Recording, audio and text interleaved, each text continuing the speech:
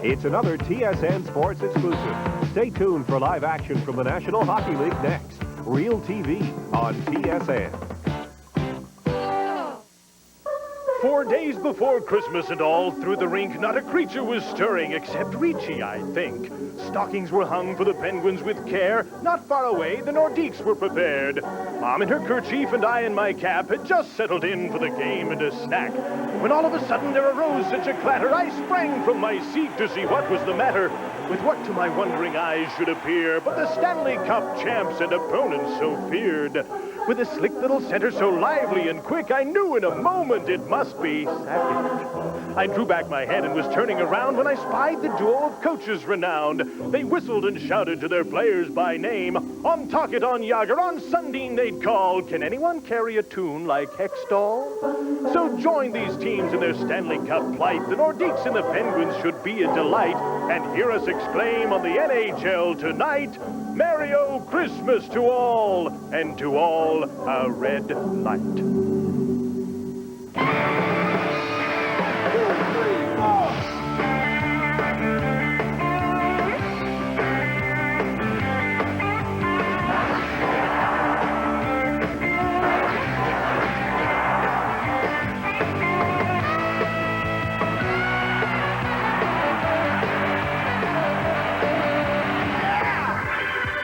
Through 801 wins and 6 Stanley Cups, Scotty Bowman has had a great view of some great teams in Pittsburgh. He can look down the bench at a ton of talent, and then above all that is number 66.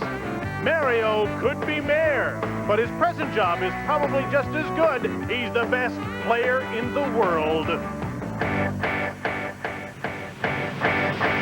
Unbelievable!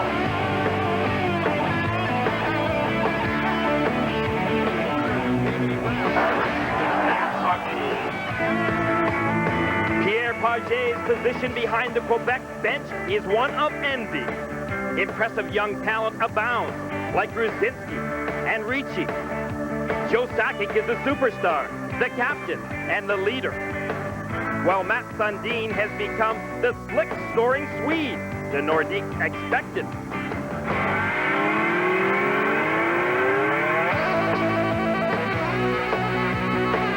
Our feature game comes from Pittsburgh, City of Champions. The Penguins host the Nordiques. We'll update the Whalers and the Canadiens from Montreal.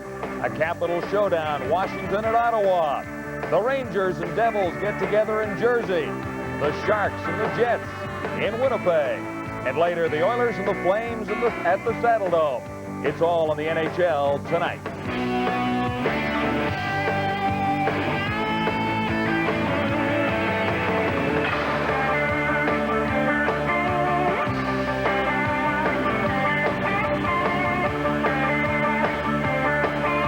Molson NHL Tonight on TSN is brought to you by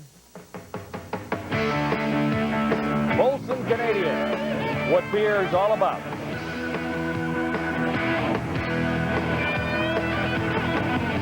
By Pepsi, gotta have it. And by Wayne Gretzky's favorite pizza, Domino's Pizza. A festive spirit in Pittsburgh tonight as the Penguins get set to host the Nordiques on TSN tonight.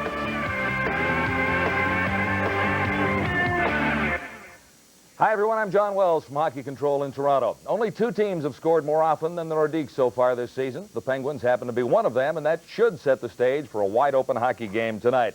The Penguins have been terrific on home ice with just 2 losses in their first 17 games. The Nordiques boast the league's top power play, among other vast improvements from last season. Here's Jim Houston. John, perhaps the best example of how much the Nordiques have improved over last season came yesterday in their home game against the Islanders. It was 3 line changes and 3 minutes into the game before Joe Sakic got on the ice. Yes, they have a great depth of talent now. They're improved and the statistics show it. Compared to after 35 games last season, they've scored 40 more goals. The goals against isn't much different, but they have 19 more points. And on the road, well, they didn't win a game until March last season. They've already won 8 and have the 3rd best road record in the league. Yes, the Nordiques are better. They have 2 scorers, Sakic and Sundin, in the top 10 in the league. They have the league's highest scoring defenseman in Steve Duchesne. They have 2 rookies in the top 10 in scoring. they've assembled some great talent. We, tonight, have assembled in one small room NHL coaches with over 1,200 wins. Here are Gary Green, Mike Keenan, and the coach of the Penguins, Scotty Bowman, three wise men. Well, Jim, I've got the myrrh. I don't know what these two gentlemen have other than fine coaching records. And Scotty, how do you keep this team at the top of the league? Well, it started with this year. I think the beginning of the season, the team last year learned a lesson that, we're in the Patrick division. They got off to a poor start. We were in jeopardy of missing the playoffs in February. They came together, had a real good ending, and this year they've put it together at the beginning, and I think the reason that they have done it is that last year they saw how tough it was at the end. Mike, you were at the end with this man and against his team. What was the toughest elements that you had to face?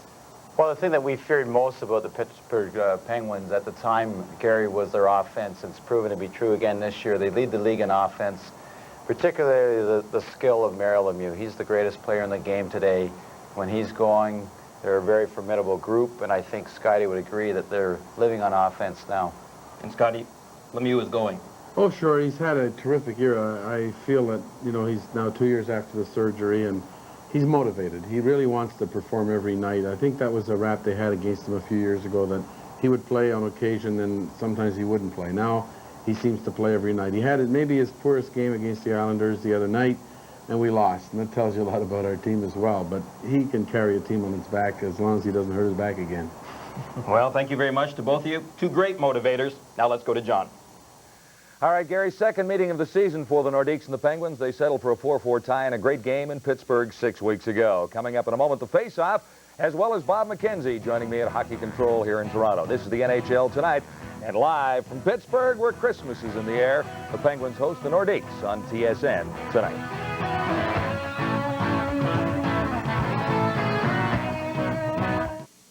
The classic definition of what it means to be Canadian is as follows.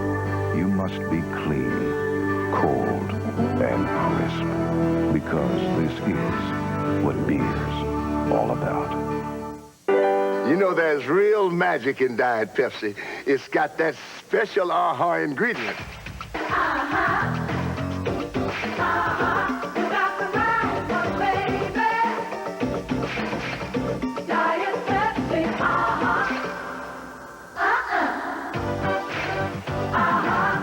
The right one, baby. Hey. Okay, girls. Now, what's that magic ingredient? With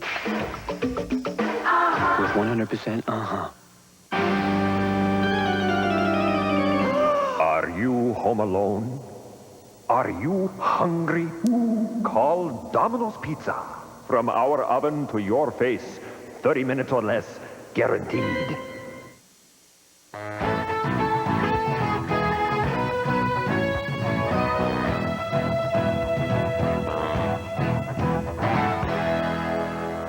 And welcome back to Hockey Control in Toronto. This is the NHL Tonight. Bob McKenzie joins me now. 5th overall for the Quebec Nordiques as they stand right now. Is all of this success that they've enjoyed this year due to the Lindros trade? I would have to think most of it is. When you add Hextall and as well as he's played, you add Duchesne and as well as he's played, Kerry Huffman also on defense, and Mike Ricci's just been a great compliment to Sundin and Sakic up front. It's pretty much all the Lindros trade. And this isn't all of the Lindros trade when you look a little further down the road. No, it's unbelievable. The best is yet to come for the Quebec Nordiques. I'm going over to Sweden for the World Junior Championships this week, and one of the things I'm really looking forward to, John, is going over to see Peter Forsberg, who a lot of people thought was a throw-in on that Lindros trade. He's not a throw-in. He's not the best young player in Sweden. He is the best player in Sweden, and the Quebec Nordiques own him right now, another center. So they've just got a glut of really great hockey players. And they're rolling along well. This is the NHL Tonight. Coming up, the Penguins and the Nordiques, live from the Civic Arena in Pittsburgh on the NHL Tonight.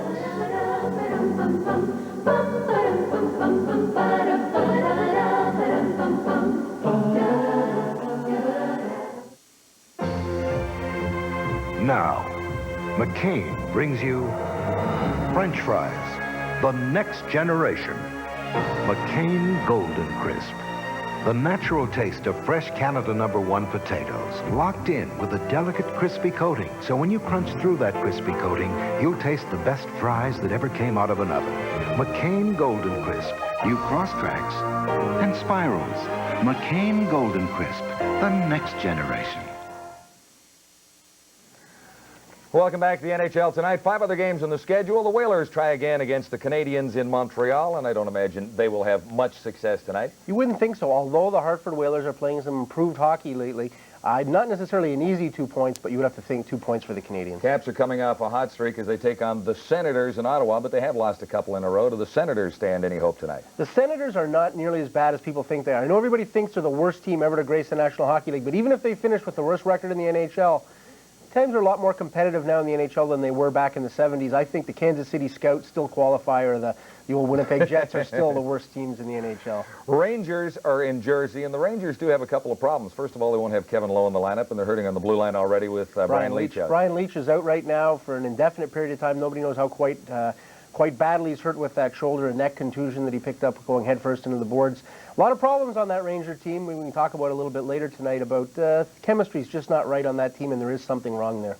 And finally, Sharks look for their first win in December as they take on the Jets in Winnipeg tonight. Oh, no, the San Jose Shark team, second year. The uniforms look nice, but they're not very much improved at all this season. All right, we'll keep you up to date on all the action in the NHL tonight, and we'll take a look at Pittsburgh right now, the center of the universe this evening, as we get set for the face-off between the Penguins and the Nordiques. It is the home of the Stanley Cup and the world's greatest player, Mario Lemieux. And tonight, Pittsburgh is up against a fine young team from Quebec. Tonight's starting goaltenders are brought to you by Thrifty Car Rental, the official car rental company of the NHL. 22-year-old Stéphane Bissette starts for Quebec. Hasn't started in just about a month. Ron Hextall backs him up. Stéphane played really well here the last time. That's why he gets the start tonight, we think. Tom Barrasso has played in 6 straight, 16 of the last 17 he started. Ken Regan backs him up, and this game is underway with Robbie Schick, the referee, Ron Asseltine, and Ray Scapanello, the linesman. The video goal judge is Jack Riley. Scott Young is chasing the puck in his own zone, and as he touches it, there's an icing call against Pittsburgh, which starts Lemieux, Stevens, and Joe Mullen on the right wing instead of Tocchet on the first shift. Pierre Pagé gave his team a little bit of incentive going on this road trip. They knew that after tonight they were going to have 4 full days off. And that's not something that happens very often in the National Hockey League. And he worries a little bit about it because it's Christmas time and players tend to indulge a little more in off-ice activities, particularly eating too much, and might not be in the greatest shape for the next game. It is a worry, but it can be a great mental relief time for the players. Off the draw, Gusarov shot, hit the goal post. A changeup that hit somebody, then the post. And Barrasso got a little help early after Mike Ricci won the draw to Alexei Gusarov. Stevens to center has Mullen and Lemieux with him, turn back. Ricci, Lindsay, and Young were the starting forwards for the Quebec Nordiques, but now Martin Rushinsky, Owen Nolan, and Matt Sundin come over the boards. 66 carries the puck in. Drops it off for Joe Mullen, number 7 for Pittsburgh. With Stevens, Lemieux's in front of the net. Larry Murphy's shot. Hit a skate and out come the Nordiques. At center, Martin Rushinsky. Outstanding young Czechoslovakian hit the post. That's 2 on that side. The posts are ringing like Christmas bells here, and there's no score early in the game. Here's Stevens breaking away. In on Bissette. Poke check. And he was caught from behind at the same time, but Bissette crashed into the post, and he's hurt. At least slightly shaken up. Well, we expected great offense. The posts have got in the way thus far. Ruzinski got that shot away. Not from a very good angle, though. Right off of the post. Here's a great pass by Larry Murphy right up the middle. Now watch this. Stevens just couldn't grab hold of that puck. Here's a man that doesn't like days off around Christmas, and I heard you two talking today about liking your team practicing a lot during that time, or playing. Well, Scotty's always been a proponent of playing around Christmas time because Christmas turkey and festivities can catch up to you very quickly if you have days off. So he'd be in the debate here with Pierre over these days off. You two are a couple of Grinches. Big-time Scrooges, right? Minute and 15 seconds in. No score. Pittsburgh and Quebec, they tied 4-4 here in their only other meeting this season. Here's Bob Airy with a pass to Ron Francis at center. Jaromir Jagr is playing on this line, and Scotty Bowman, a master at it, is already juggling lines and playing different combinations early in this game. Jagr has been playing with McEachran and Loney on a fine third line, but they're split up early in the game.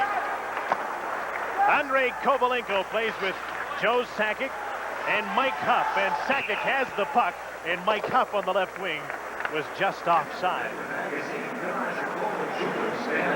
There's Joe, who didn't get onto the 3-minute mark yesterday. You imagine last season or a season before that, 3 minutes going by anywhere in the game without Joe being on the ice?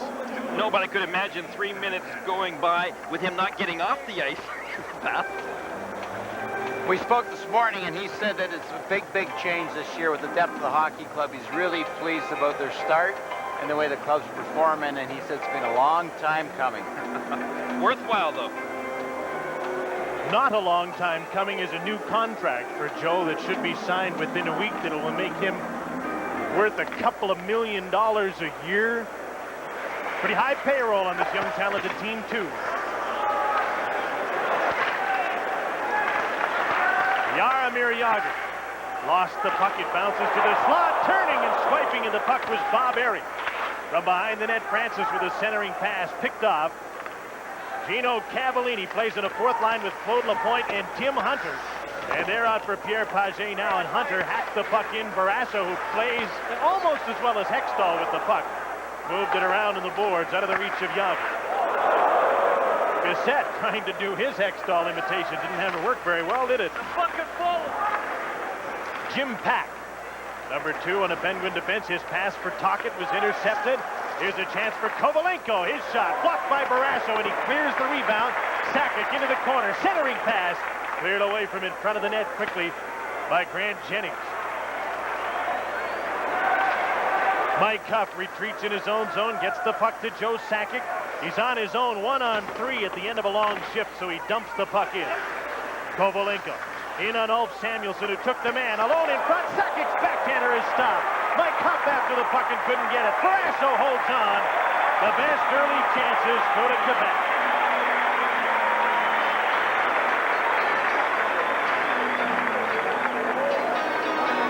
It just shows you what we've been talking about already. The offense for the Québec Nordiques. They've got some good chemistry this year. They've got some guys that will work hard, get the puck out of the corners, and then all of a sudden put it out to the slot, where people have got some good touches for the Nordiques. Well, Scotty's not going to be very pleased about having a man all alone, particularly Joe Sakic in the slot with no one there to cover him. So I'm sure there'll be a few words spoken about defense in this game as well for the best offensive team in the league. Mario set to face off against Matt Sundin. This time, Mario's out with Tocchet and McEachran. What's Scotty up to with all these different combinations early in the game? Well, there's going to be a few mixes and matches here before the night is over, I'm sure. But Scotty is a master at it, and he's going to try to double shift Mario when he has an opportunity and keep him away from the checking line. I know that Sundin has been given the assignment tonight to check Mario Lemieux, and we see him out there now. There you see the NHL scoring leaders. You could take 2 really good scoring players who lead their teams off the draw. Gusarov shot. You know, if you added Gary Roberts and Jeremy Roenick's point totals together, they still haven't caught Mario. And that's pretty amazing for 2 guys that are having good years. Yeah. 3.5 minutes in, no score. Here's Mario hooked a pass back, and there was Matt Sundin to take it away. He's with Nolan and Rushinsky. Drop pass to Martin Rushinsky. He drops to Sundin in front. Almost got through to Gusarov, but picked off. Quick transition, and Rick Tocchet is carrying the puck. He dropped it off for Paul Stanton, but his pocket was picked, and the Nordiques are 4-on-2 through center.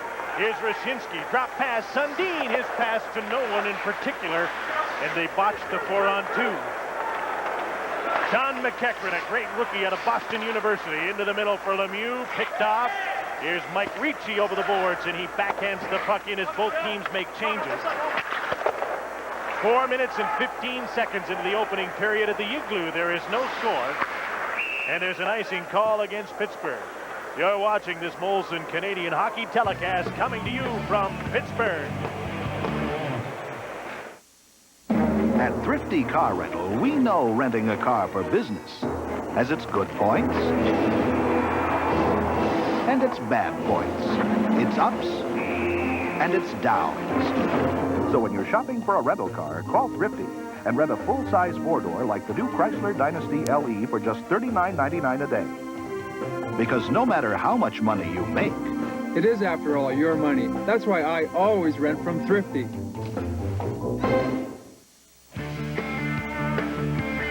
First goal in Ottawa goes to the Senators. It is Neil Brady feeding it ahead for Jody Hull, who redirects it past Don Beaupre, and the Senators are out in front of the Capitals. It's 1-0, and it's early in the first. Fairly early in the first here, all of the chances have gone to Quebec. They've outshot the Penguins 4-1 and had a pair of goal posts. Mike Ricci to face off against Ron Francis. They tie each other up, and the rest scramble for the puck. Jim Pack, number 2, his pass to Joe Mullen, ricocheted off his stick. Now Mullen is playing with Francis and Stevens on a forward combination for Scotty Bowman. The puck carrier, Stephen Finn to Ricci. His shot, side of the net, not tipped in by Bill Lindsay, who was there and had a chance, but he couldn't get his stick on the puck. Lindsay races for the puck, one man back. Ricci was just a step offside. You know, oftentimes Pierre Pagé likes to start with Ricci because he likes the way that Ricci plays. He talked about the abilities that some players have that are great players, skillful players, and other players that, well, that play with that intensity. And that's how you like to start when you're playing on the road. Well, Mike Ricci is a young prospect who's growing and maturing a great deal and very quickly in this league, but he's a leader, Gary, and he's played good defense throughout his career. And I know that going on the road, the coach wants to start with good defense, particularly against this club. Well, as Pagé said, if you play a football game, you can't be in the air all game. Sometimes you've got to be on the ground, too. So. He says sometimes when Sundin and Sakic play the first couple of shifts of the game, they try and be too pretty. So he likes to get Ricci and the fourth liners out there to bang and crash a little. Set the tempo. Fourth liners are out right now. Gino Cavallini, Tim Hunter, and Claude Lapointe. Lapointe is an underrated center who is very good, very handy guy to have on a talented team. Can win some draws and play well defensively. Hunter flips the puck in. Grant Jennings is number 3. Picks up the puck, plays it to Troy Loney. Loney with Yager and McEachran. This has been a very good line, and they're together here. Jaromir Yager, stick handling, lost the puck. Hunter ran into his own man, Steve Duchesne. Cavallini shakes a check in front of the net. Lapointe tipped the puck into Barasso's glove and drew a penalty. See, he's a handy kind of guy. Get a scoring chance, got hauled down. Pittsburgh gets a penalty, and the best power play in the league goes to work next. But we have an update with John. This time to the Meadowlands. Rangers score first. A giveaway by Jim Dowd is claimed by Adam Graves. Now his pass goes in off a skate and right between the pads of Craig Billington, making it 1-0 as Graves gets that one unassisted. The penalty is to Sean McEachran, and he goes for hooking at 5:44. This is a great second effort by Quebec. The middle lane drive here, man going for the net. As a result, the Pittsburgh Penguins had to bring his man down, giving the Nordiques a very good opportunity for a power play. Sakic with a shot off the draw, and he plays the right point and has been scoring recently from there. And the puck was held onto by Barrasso. This is the best power play in the league, and it went 3 for 7 yesterday. You see where they rank. Top 2 in power play. Washington third. Washington specialty teams have really got them right back in the race in the Patrick. Quebec has taken over as the #1 power play unit. Pittsburgh's penalty killing 12. Ricci won the draw. Sakic moves in from the right point. Young is a great shooter, and he's moved back to the point in Sakic's spot. Sundin, Steve Duchesne, and the puck hopped away from him. It's a great example of a team using 3 centermen on a power play. Sundin, Ricci, and Sakic, who's the puck carrier. Sakic back to Scott Young. In deep to Ricci. He lets the puck go through to Sundin. Ronnie Francis, Mario Lemieux, Larry Murphy, and Ulf Samuelsson, the penalty killers, but now they'll change up. 45 seconds into this penalty to Sean McEachran. No score in the game from the Igloo in Pittsburgh. Here's Duchesne. Over the blue line, turned back. Racing for the puck is Rick Tocchet. Bissett out to play it. Nice job over to Sakic. And now he'll regroup. Duchesne to Matt Sundin. He dumps the puck in on the right side. Sakic goes after it. Jim Pack beat him to it. Got it up the boards to Bob Airy, and he cleared it. Airy and Tocchet with Stanton and Pack are the penalty killers now. 35 seconds to go in this minor penalty to Sean McEachran. Here's Steve Duchesne. Rushinsky heads for the net. The flip pass. Rushinsky and a great save by Tom Barrasso. Nice play, nice save. Here's Duchesne again. His shot whistles just wide. Katarinov pinched into the right side and kept the puck in. Gets a pass from Rushinsky. Pressured by Tocchet, he dumps the puck to a corner. Owen Nolan is there. Back to the point. Duchesne. Katarinov shot. That was blocked by Tocchet, and he gets to the puck. Passes to Airy, and out they come as the penalty expires, and McEachran joins the play. Airy gets the puck deep. McEachran's on his own. His mates are on a line change. Up the board, Samuelsson pinches in, trying to keep the puck in. Samuelsson's knocked down in a mix-up with Nolan. There's a penalty coming up here. Is it to Nolan? No, it's a Pittsburgh penalty as the goaltender jumps out of the net for the extra tackle. And the Penguins will be penalized again as Sean McEachran touches the puck. And Quebec goes right back to the power play as Samuelsson goes to the box.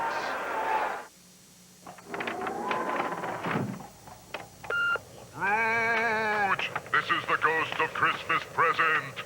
I can't make it tonight. How about lunch tomorrow? Scrooge! One more thing. You'll find Scrooge-approved pricing on the perfect gift for everyone at Canadian Tire. And all the best brand name gifts. And Scrooge, a huge assortment of all the best brand name gifts, plus Christmas supplies and everything you need to decorate your tree and home. Canadian Tire lets you give like Santa and save like Scrooge.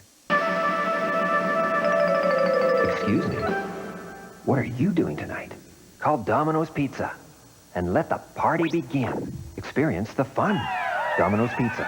From our oven to your mouth, 30 minutes guaranteed. Although man is composed of over 90% water, he doesn't have to feel wet. For effective, long-lasting protection against wetness and odor, use Arid Extra Dry Antiperspirant for Men. Dryness designed for men.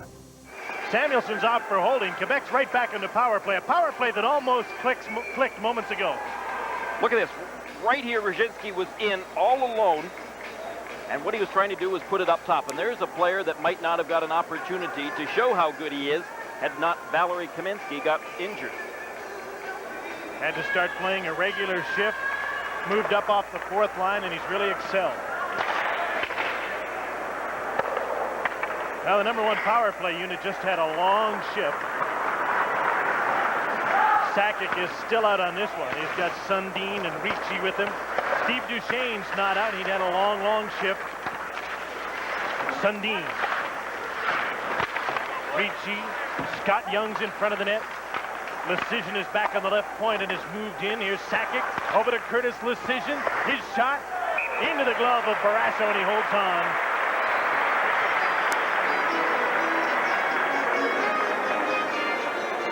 Now there you see the Nordiques power play leaders. And again, the skill level of the Quebec Nordiques and their passing abilities as part of that skill level, pretty amazing, Mike. Well, it really is. I spoke to Ronnie Hextall this morning, and he said, this team we're playing tonight is the team for the early 90s. The team we have here is going to be the team for the late 90s. And he said, this is the most talented team that I've ever played on. He said, not only that, these people want to learn and they want to win. Pittsburgh won the draw, and the big guy gets through center. He got away from Sakic, and Sakic's going to get a penalty for trying to hook the big guy back.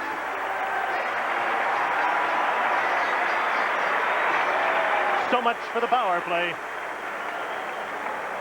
Well, if you see the big guy taking off and you figure that he's going to really take off, then maybe you're better off if you figure that he's beating you to hook him and take the 2 minutes and just go for Joe there. missed his assignment, and he knew it right away. So he said, this guy's not going in all alone. We'll play 4-on-4 here. That's right. All he had to do was take a look at the number. Robbie Schick called it high sticking. Call it what you want. It's a penalty. And the teams will play 5-a-side or 4-on-4 for the next minute and 18 seconds.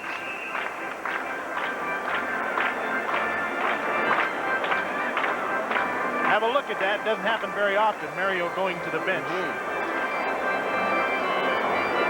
Keep a clock on him tonight and determine how much he plays. And if I get to pick a number in the pool, I'm going to take one that's over 30 minutes. 35 is a good number. I'd say 32. 33 for me. Pay up in American dollars, Green.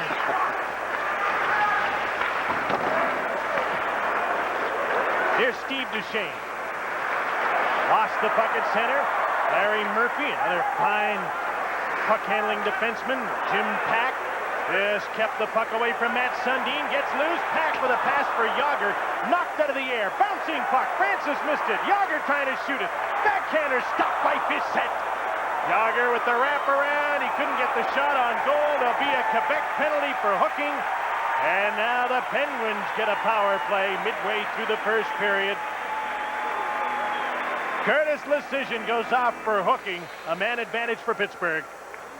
It's funny how Pittsburgh ended up having to take penalties to control the offense of the Nordiques, and now it's just the opposite. And the Pittsburgh Penguins decide that they're going to crank it up a notch or two offensively. And the Nordiques end up taking some penalties. Well, Scotty said it this morning. He said that Yager doesn't play enough, and we're going to have to start playing him more because he's a very, very talented hockey player. And again, it was offense and his skill level that drew the penalty. And now Scotty's got him out there in the power play. He came to training camp even bigger and stronger and in better shape than he did the year before. This guy is just a growing boy. Bigger and better in his third year in the league, and he's not 21 yet. Another comment Scotty made, he said that he's so respectful of the players in this team, he finds it difficult to play in the power play. That's interesting. He's out on it right now. 4 skaters against 3, and he's with Ron Francis, Kevin Stevens, and 66. 4 forwards.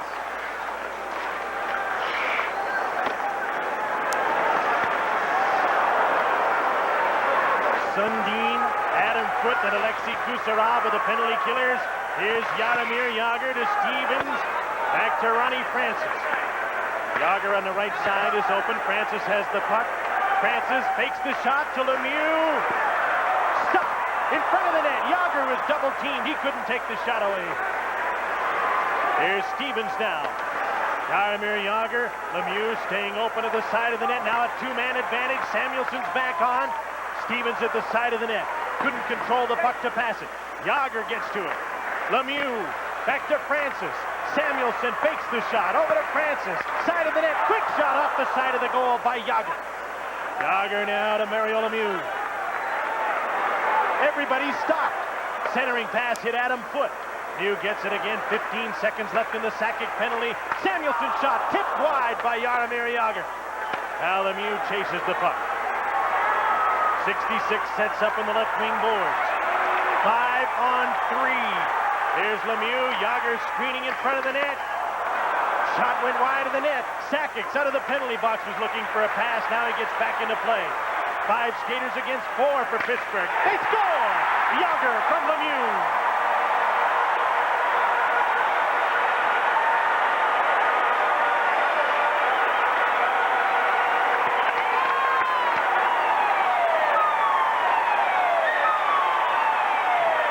Well, they may have been guilty in the past of trying to almost pass that puck into the net. But you know something? That time it worked. It's a treat to watch the talent here. It really is. I thought that Quebec were doing a good job containing them, keeping them the outside. But again, who initiates the play. Mario Lemieux to Yager, and there was no mistake. It was a tremendous, skilled offensive demonstration. Great hands by Yager, and when he gets those type of opportunities, he's not going to miss too often. Number 17 for young Jaromir, his 5th on the power play. Lemieux and Samuelson draw assist at 11:05 on the power play, and it's 1-0 Pittsburgh. Past the midway mark in the first period, it's been entertaining. Two very good teams. Here's Bob Airy, number 12 for the Penguins. A drop pass to Sean McEachran, flipped to the net, held onto by Bissett, with Rick Tocchet right there. And Tocchet went back for more. He plays an in-your-face type of game, but when you take a look at Lemieux, Tocchet, and Stevens, they all have the capabilities of scoring, amazingly, 50 goals each this season. That's the progress that they're on right now. Well, Rick Tocchet's matured so much as a hockey player in this league, but more importantly, he's the passionate leader of the Penguins. There's no question about it. When he came to the Penguins last season, he was on a mission, and he demonstrated that throughout the playoffs. And he has that fire and desire that every hockey team and hockey coach loves to work with. He had something to prove last year when he came across. We're seeing it again now. He and Tim Hunter do a little sparring near the face-off circle. They're asking each other over for Christmas dinner. Yeah. Not. There they are, pushing and shoving again. Jim Pack's shot hit his skate. Tocchet went right for the front of the net. The puck hit him in front of the net. Actually, it hit him in the backside, but you know what I meant. Gino Cavallini steps over center and dumps the puck in. Larry Murphy tried to clear it, didn't get the puck outside the blue line. McEachran tried. Shot right back in by Claude Lapointe. Larry Murphy. Hunter bearing down on him, so he moved the puck to McEachran. Up the boards to center. Duchesne is there to send Pittsburgh back into its own zone. 1-0 Penguins, under 8 minutes to play. First period, Murphy's trip. Lapointe will get a penalty. No doubt about that. Claude Lapointe is going to the penalty box. Pittsburgh goes back to the power play, leading 1-0 on Molson's NHL tonight from Pittsburgh. We didn't know why Dave wanted to stop in this town. I promised Mom I'd look up the family. Family friend. Seems you went to see this girl, Doreen. Yes. Oh, I'm a friend of Doreen's. Doreen's in the other room. Well, he got all he could handle. Hi, Doreen. Sorry to let Doreen Kim. Excuse me, I gotta make a phone call. We would have helped him out. Guys, you gotta get over here. But we were kind of occupied. He says no way. Molson Canadian with beers, all of it. Claude Lapointe drew a penalty earlier. This time he takes one, tripping at 12:16. That's what happens when you get into a game that's quick-paced, that there's very skillful players. You have a tendency as well to lose a little bit of discipline and take some bad penalties. Well, he was trying in that situation. He just overextended himself a bit and took Larry's feet from under him. Hey, you're in the broadcast booth now, Mike. You don't have to stick up for the players. One night he was sticking up for the referees, one night for the goalies. Now he's sticking up for anybody out there in a uniform. That's my job. How about stick up for the power play leaders and look at those shorthanded goals again. Pittsburgh like to cheat. 2 against them on Saturday by the New York Islanders when they went 0 for 7 on the power play, and it cost them the game. Here's Mario. Oops, he got fancy, and he gave the puck away to Sakic. Trying to break away. Lemieux caught him, though, following up his huff, and he couldn't get to the net. Back they come the other way. Kevin Stevens turns. Mullen just stayed onside. Now Stevens gets a chance to set up. To Jaromir Jagr, over to Ron Francis, into Lemieux. Mullins parked at the side of the net. Stevens goes to the slot. Lemieux, nice pass to Jagr, and he misfired. That was going to be pretty. Francis now to Mario. Francis shoots just wide of the net. Rebound comes to Mike Huff with Sakic breaking through the middle. Quebec has scored 9 shorthanded goals, and they were looking for one there and got caught. Mullen got the puck in his skates, left it for Jagr. Stopped by Alexei Gusarov. Duchesne's over to help out. Up the boards and out. Less than a minute to go in the low point penalty. 1-0 Pittsburgh, and with the goal in the first period tonight, they've scored the first goal of the game in 28 of their 36 games and outscored opponents 61-32 in the first period. They're a team that likes a quick start.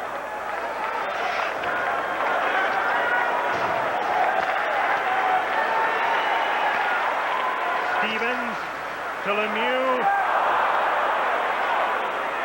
and Murphy retreats. 25 seconds to go in the penalty. An offside pass against the Penguins stops play with 20 seconds to go in the low point penalty to Canada's capital. Here's John. It was 1-0 Senators, then the Capitals got even. Dale Hunter, a pass across the goal mouth, and Dmitry Kristich is in perfect position for his 8th of the year, make it 1-1 in the first at the Civic Center. We were talking about ice time just a moment ago. You know, last Thursday night in Philadelphia, Pittsburgh went on a power play, a 5-minute power play, and Lemieux didn't leave the ice during it. Well, I'll tell you what, a player that plays the way that he does and oftentimes gets criticized for his lack of defensive ability, which is probably very unfair to Lemieux. I think Scotty Bowman's been great for him in that capacity, and we just saw two pretty good examples of it. Yes, he gave up the puck, but boy, he sure back-checked and took one opportunity away from Sakic. McEachran with a pass behind Tocchet. Here's Larry Murphy. The late stages of a Pittsburgh power play. It's almost over. Tocchet's in front of the net, now in behind it, looking for the puck. Claude Lapointe is back on the ice. Pittsburgh 1 for 3 with a man advantage. McEachran scores! 2-0 Pittsburgh.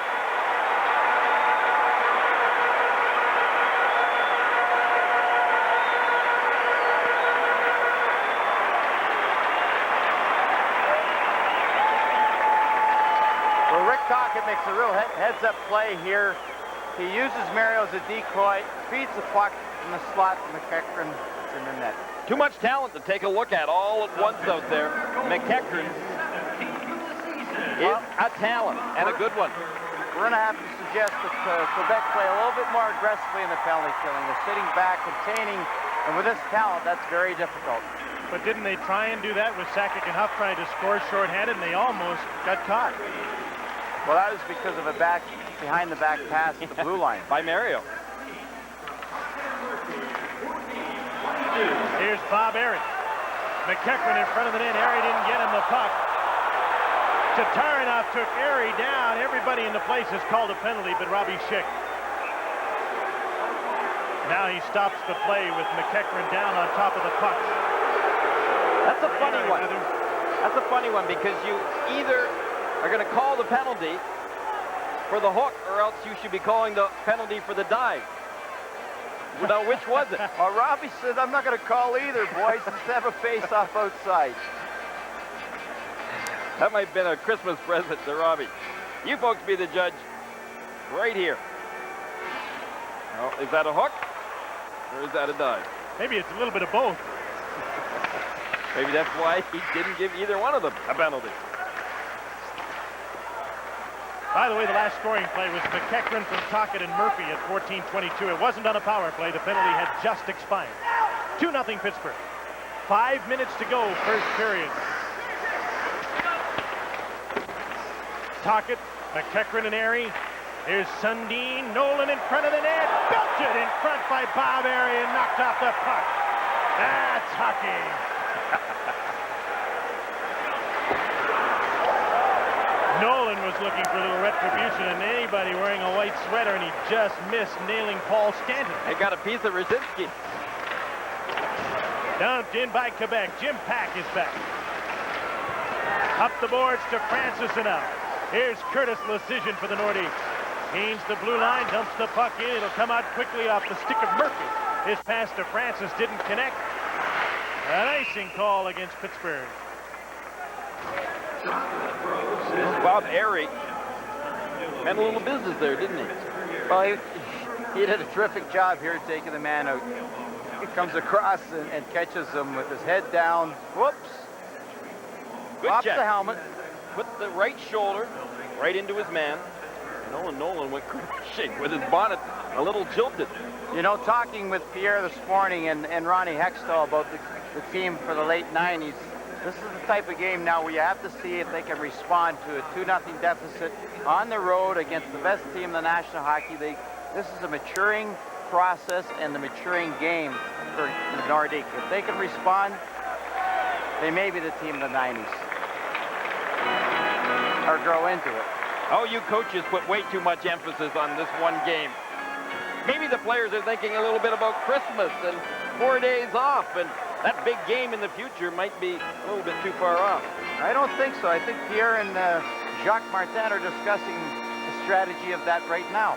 They might be discussing a little practice tomorrow if things don't shape up here. Pierre doesn't look too pleased, does he? No, the 4 days off has just been canceled. That could be a little motivational factor in the first intermission. I'd save it till the second. Yeah? I tell him now. 4 minutes to go, first period, 2-0 Pittsburgh. Here's Mullen to Jim Pack. His centering pass hit the side of the net. Andrei Kovalenko up to Mike Huff. With Joe Sakic out at center. Adam Foote with a pass to Sakic. Couldn't hang on to it. The big guys out with Stevens and Mullen. Tocchet hasn't played with Lemieux and Stevens yet on a regular shift. Alexei Gusarov. Made a play up the boards. Here's Sakic. Kovalenko moving in with him. Sakic with a nice move. Murphy's chasing him. Stayed with him and knocked the puck away from him and out to center.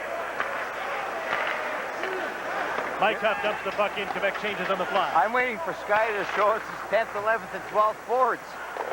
Haven't seen a fourth liner yet. Here's Nolan again to the front of the net. Barrasso made a save on Rushinsky.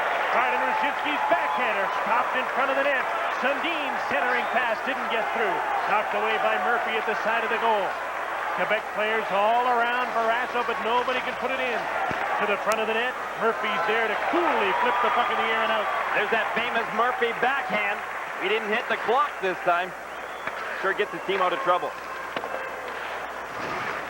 Martin Rushinsky. Tripped up at center. Ulf Samuelsson. Sundin took away a pass. Chased by Yager. Sundin turns away from Yager. Double team, coughed up the puck. Stanton with a pass that hit the skates of Mikhail Tatarinov. He's into the lineup tonight because Craig Wolanin was hurt yesterday. Here's Matt Sundin. Martin Rushinsky. Picked up in a trade with Edmonton. Here's Nolan. He shoots, just missed. Nordiques would love to get a goal here before the end of this period, and they had the great opportunity from Nolan. Here's Bob Airy, trying to break away. Airy cuts to the slot. McEachern shot just wide of the net. Here's Jaromir Jagr. He's bumped and Nolan takes the puck. John McEachern got the puck away from him. 1:45 left first period. 2-0 Pittsburgh. Fans applaud a good shift by Bob Airy. Here's Scott Young, a former Penguin. Holds up. Feeds Mike Ricci. Bill Lindsay's with them. Lindsay takes the pass. Nobody's in front. Now Young is there, and he pounded on the puck, but he couldn't get a hard shot in. Just wide of the net. Young takes his shot. Blisters one just wide of the net. Now Adam Foote. His pass in for Young was in the air, and he couldn't knock it down. Ricci goes after the puck against Larry Murphy. Murphy up the boards, not out against Alexei Gusarov. Lindsay's pass hit Lemieux and he knocked it down. Here's Rick Tocchet. His pass to Lemieux was intercepted by Gusarov. Last minute of play in the first period, and for the first time, Lemieux, Tocchet, and Stevens are out together at even strength. There's a hard blast by Stevens just wide of the net. Sakic. 3-on-2, the Nordiques over the blue line. Mike Huff lost control of the puck. Here's Samuelsson ahead for Tocchet. Didn't connect. Curtis decision to Joe Sakic. Pass to an open wing. Didn't get to Kovalenko. Sakic follows up. Gets the puck to the inboards in the last 20 seconds of the first period. Kovalenko with Sakic out front. Lost the puck and Tocchet gets it outside the blue line. And that should do it for the first period.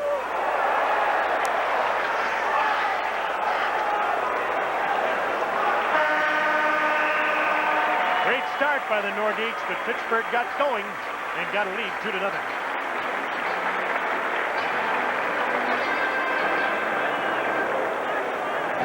Good action from Pittsburgh, and good action coming up in the first intermission. Kevin Stevens is along with John and Bob, and a complete update on all the games that are underway around the National Hockey League tonight with John Wells and Bob McKenzie. Stay with us on the NHL Tonight. Our show continues after this.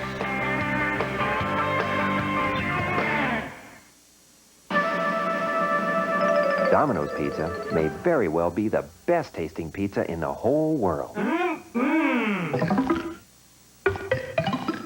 Experience the taste, delivered in 30 minutes or less. Guaranteed. I never used to tell people I worked for IBM. They figured that we're the blue suitors, the big corporate giant. I've been working in education for about 2.5 years. We could take this into a paint program and we could put mustaches on everybody.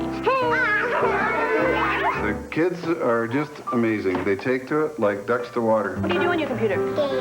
Games. Games. We work as a partnership. Get upside down, yeah? No, it's supposed to be upside down. And we're going to do something called multimedia. Everybody make a monkey noise. We got a couple of coffees? When Bill's with me, he's a navigator. Listen, which way is it to Blackstock? 10 miles. The fact that I can come out and help them get to be a master of the technology, it just shocks them. We are definitely much more approachable than we used to be, and we really are trying to put the customer first. More and more, we're becoming a services company rather than the computer company of the past.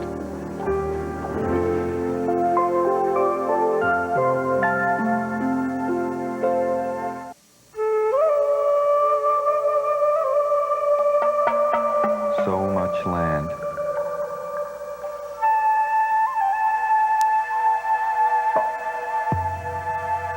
So few roads.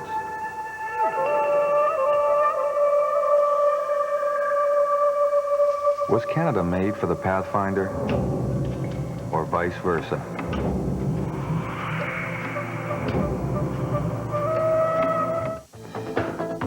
The search for the NHL's next superstar begins here. The puck drops and the world watches as the most prolific talent pool in hockey goes for gold. The World Junior Hockey Championship live from Sweden on Real TV TSN.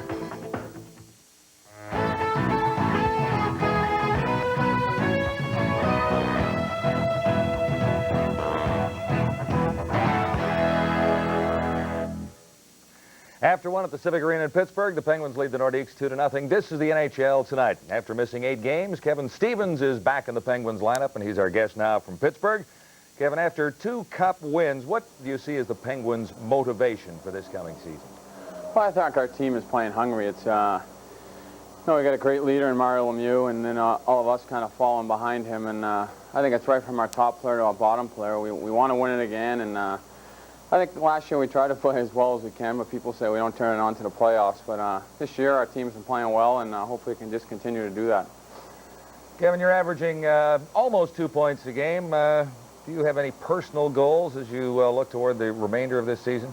Well, I think coming into the year, I was just trying to get better than I was last year. I don't know. I think I had 124 points last year, and I think we take the look that if every guy can get better on what he did, our team's going to get better, and that's the approach we've been taking. And hopefully, I'll be able to have a better year than I did last year, and just hope our team win another Stanley Cup.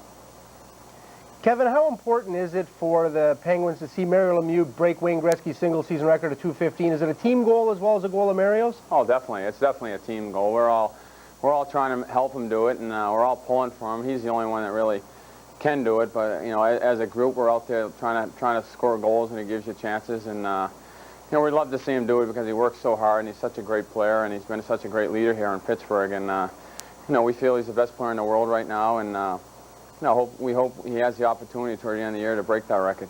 Kevin, in a game like tonight's, when it's one great offense against another great offense, what's the game plan going in? Do you want to just go out and have a shootout with them, or do you want to try and have some semblance of order and try to shut them down? Yeah, I think first we're going to look at the defensive part of the game. We know we're going to score some goals. We got enough firepower on our team to score goals, but we feel if we take care of our own end, we'll win a lot of hockey games. I don't care if we're playing Quebec or Montreal or whoever. It's just that's the approach we take every game, and sometimes it looks like we don't take care of our own end. But this year, we've been playing pretty well on our own end, our defense and our goaltending, and we know we're going to get 4 or 5 goals, so we'll see what happens. If we get 4 or 5, we feel we should win the game. Kevin, another good start tonight. Thanks for doing this, and have a nice Christmas. Thanks, guys. You too. All right. Well, they're off to a good start, those Pittsburgh Penguins, and I guess we might have expected that. But when you look at the talent that they've got, and they've got Stevens, after missing 8 games, back in the lineup and playing well again. Just become such a quintessential power forward in the National Hockey League. With the absence of Cam Neely from the Boston Bruins, is there anybody better than Stevens at playing that power game right now? I don't think so. Likely no one better on the left wing. Still ahead in the first intermission.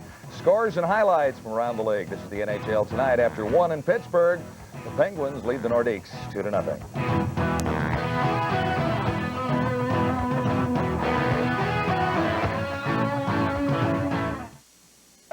If your family loves the taste of ripe, juicy fruit, make a little magic with McCain Fruit Punch. McCain makes frozen punch from real concentrated fruit juice, so you can really taste the fruit. Great with grapes. Outstanding with orange. McCain Punch, frozen and now ready to drink. You can taste the quality because you can taste the fruit. Play the Team Canada Hockey Trivia Contest by watching the exciting World Junior Hockey Championship on TSN. Brought to you by Air Canada, Imperial Oil, and Labatt Blue. You can win a Labatt Blue refrigerator, $1,000 in Esso gift certificates, or you can win the grand prize, a 1-week trip for 2 via Air Canada to the 1993 World Hockey Championship in Germany. Pick up your entry form at your local Esso dealer or Air Canada ticket offices, and you could experience a dream.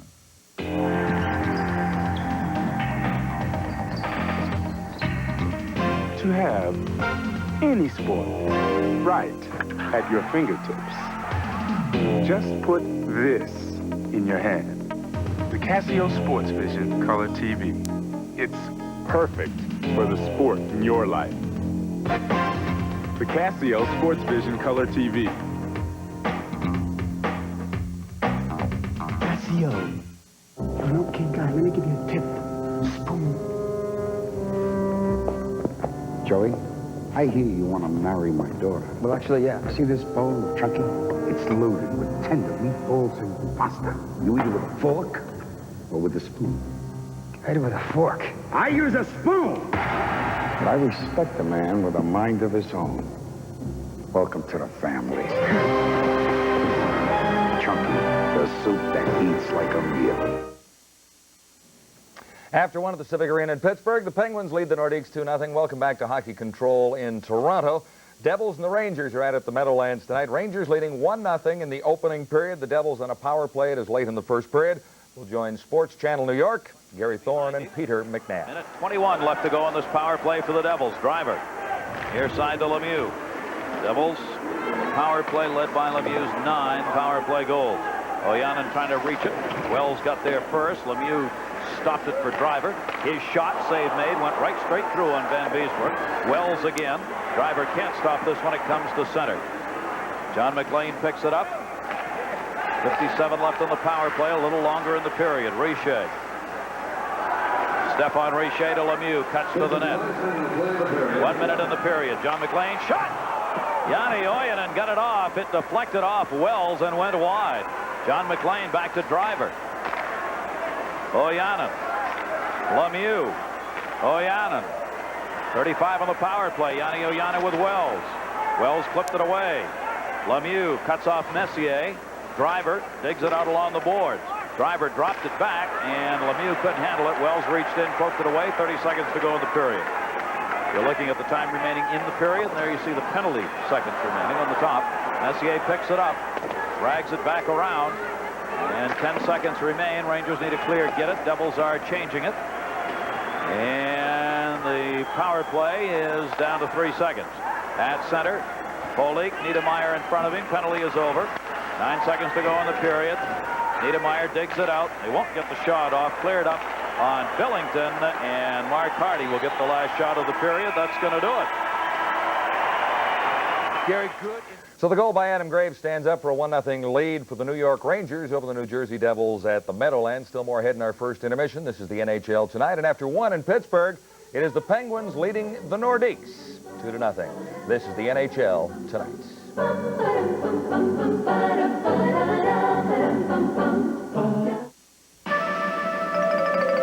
Do you want your pizza quick? Or would you really rather have it good and quick? Domino's Pizza. Good and quick. Quick and good. Experience the quality of Domino's Pizza.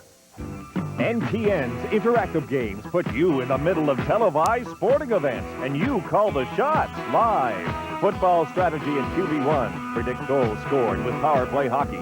Step to the plate with Diamond Ball, and challenge your knowledge with NTN Trivia. Compete against your friends and opponents across the NTN network. Now you can play in the majors for real. Now playing in licensed locations across Canada. QB1. For information, call 1-800-661-PLAY. Very careful. Now, another.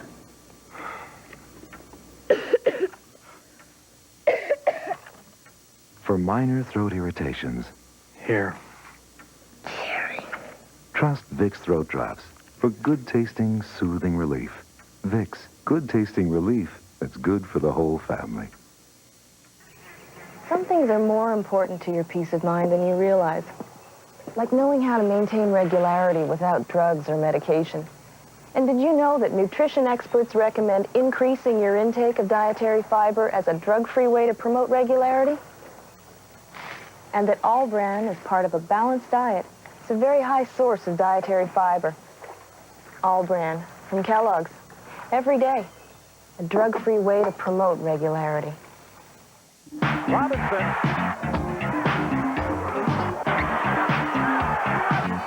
Sir Charles has been heating up Phoenix. Catch him as the Warriors take on the Suns Tuesday, 8 Eastern. NBA excitement on Real TV, TSN. Welcome back to Hockey Control in Toronto. Let's get to other games in other arenas, starting with Hartford at Montreal. Whalers have lost 3 straight on the road. 2 goalies for this one. Sean Burke for the Whalers, Patrick Waugh for the Montreal Canadiens. Both are busy early. Burke makes a nice stop on Vincent Damphousse early in the game. This was on a Canadiens power play. Then at the other end, Patrick Poulin tries to put the Whalers on the board, but Patrick Waugh is there to rob him with a nice glove save. It is 0-0 after 20 minutes at the Forum tonight. Both goaltenders playing very well. Obviously, Rowan not as busy as Sean Burke, but both of them coming up big tonight in the first period. All right, on to this nation's capital for Washington at Ottawa. The Capitals and the Senators getting together at the Civic Center tonight. Early in the first period, Brad Shaw for Jody Holly tips it past Don Beaupre for a 1-0 Ottawa lead. Then late in the first, Dale Hunter sets up Dmitry Kristich, who beats Peter Sidorkowicz, and that ties the game at 1 after 1. Well, like all games the Ottawa Senators are in lately, very involved, very close. See if they can get that offense going in the second period. On to the Meadowlands, Rangers and the Devils. And the only goal in this game so far comes from Adam Graves, who shoots the puck toward the net. It seems to go off Sergei Nemchinov's skate, but Graves gets credit for the goal, and that made it 1-0 Rangers after 1. Lots of bad blood in this hockey game right from the beginning of the game. The Rangers and the Devils scrapping and really getting into it early on. Rangers with the 1-0 lead. All right, you wanted to talk a little bit about some of the Ranger problems. Messier and Roger has been rumored. They have been not getting along for a long time. It's not just Messier and Roger. What's happened on the New York Rangers, if anyone's willing to really admit the truth, is simply this. That Mark Messier and Nielsen, there is some friction there, and that there are other players on that team that have sided with Messier, and there are other players that have sided with Roger Nielsen, and so there's a bit of a rift there. I know that there are players and management a little concerned with Messier playing a lot on the periphery, not being a physical dominant force as he has been, that Brian Leetch, who's now injured, wasn't playing to his level, certainly not a salary level anyways. So there's some problems on that team, and even if this gives you some idea how talented they are. Yeah, but it's more than what we've been led to believe, where Roger and his captain are not it's not just one player. There's a rift on that hockey team. And now how serious it becomes is a question of some debate, because the Rangers are still in second place in the division. They still have an awful lot of good nights, and that gives you some indication of how talented a hockey team it is. But certainly Mike Richter, Brian Leetch, and Mark Messier would be 3 of the key guys in the so-called anti-Nielsen faction. All right, a couple of other games will get underway later tonight. San Jose and the Jets in Winnipeg. Now, the Sharks have not won. They are 0 for December. Things are not going too well for the San Jose Sharks. Winnipeg Jets showing a little bit of life, winning in St. Louis on the road the other night. Calgary and Edmonton, and this one is in Calgary at the Saddledome at 9:40 Eastern start. There seems to be a little luster worn off the Battle of Alberta these days. Well, it's been pretty one-sided, although the last time Calgary was in Edmonton, the Edmonton Oilers came up with a victory. But Calgary, a surprising first-place finisher right now. So Calgary Flames doing a great job. Yeah, Calgary Flames currently tied with the Los Angeles Kings for top spot in the Smythe division. We'll continue in a moment. This is the NHL Tonight. We're almost ready for the second period in Pittsburgh.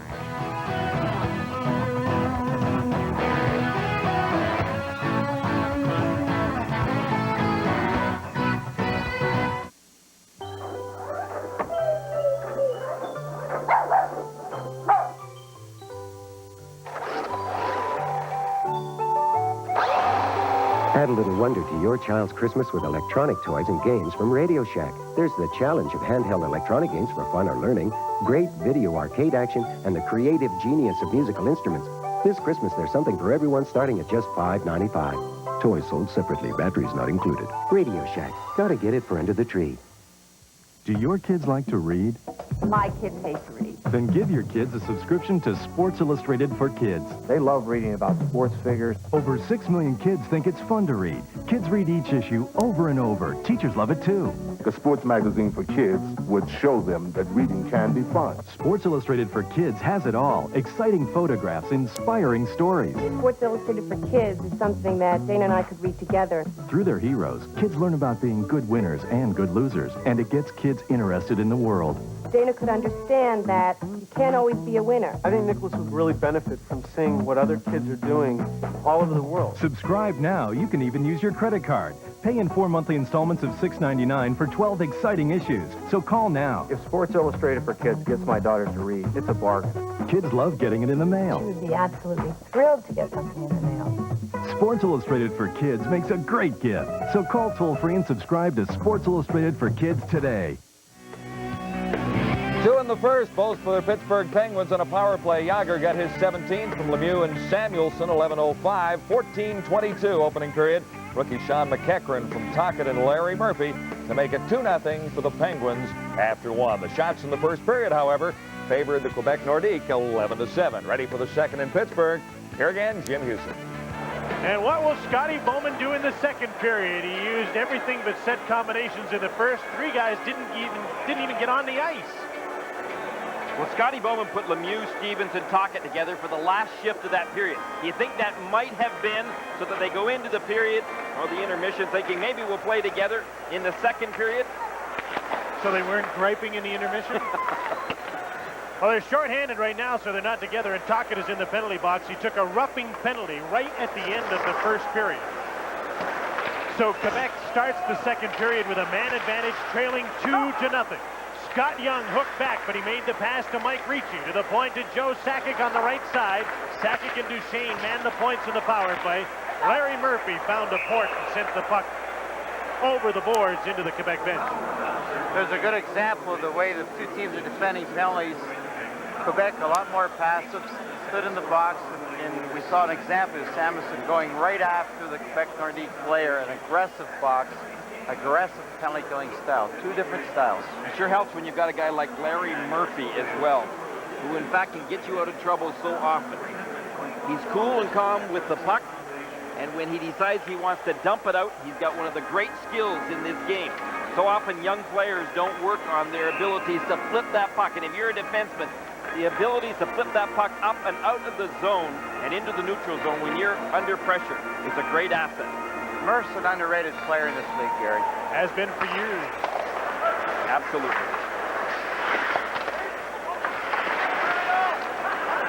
Samuelson to Francis and up to 66. Lemieux shorthanded. Played 10 minutes and 2 seconds of the 20 minutes in the first period. And he hasn't left the ice yet in the second. Minute in, 2-0 Pittsburgh. Shorthanded, controlling the puck. Down to a minute to go and a penalty to Tocchet. At 35 minutes looks good for the game. 33, Mike. Either one of you are close yet. Scotty, get him off there for a minute.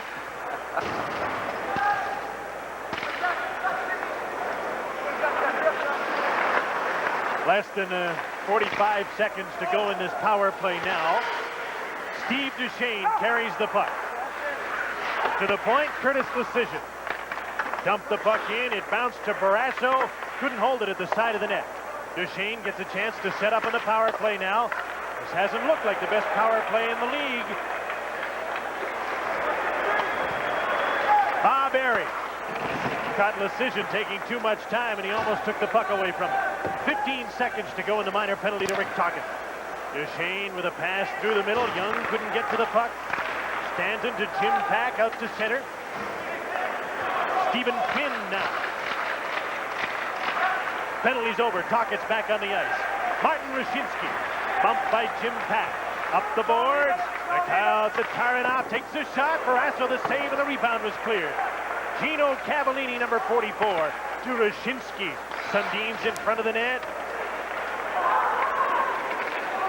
Mike Stapleton getting a rare shift. The fourth liner out on the ice. Moved the puck out of his own zone. He's number 26, and he's in after it. Playing with Dave Tippett. Centering pass for Tocchet, and he couldn't knock the puck out of the air. Gino Cavallini to Matt Sundin. Headed for the net. He was hooked back, and Alt Samuelson gets the puck. Taken into the boards by Gino Cavallini. But out comes Stapleton. First shift of the game comes 2 minutes into the second period. And now he's off. Here's Jaromir Jagr. Drop pass for Lemieux. Takes it. Didn't get much of a shot away, and it was wide. Samuelson from the right point. The big guy let the puck go around. Kept in by Peter Ahola.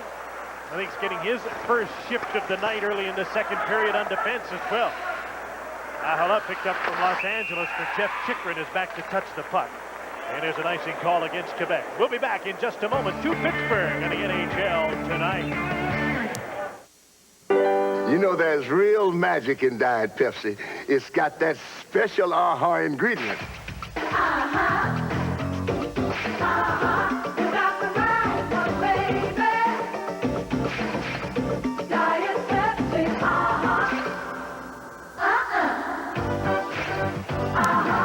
Got the right one, baby. Hey. Okay, girls. Now, what's that magic ingredient? With 100% Let's face it. Right now, you don't care about the long life and durability of MotoMaster batteries. And you don't care about guarantees and warranties of MotoMaster batteries. Right now, all you really care about is...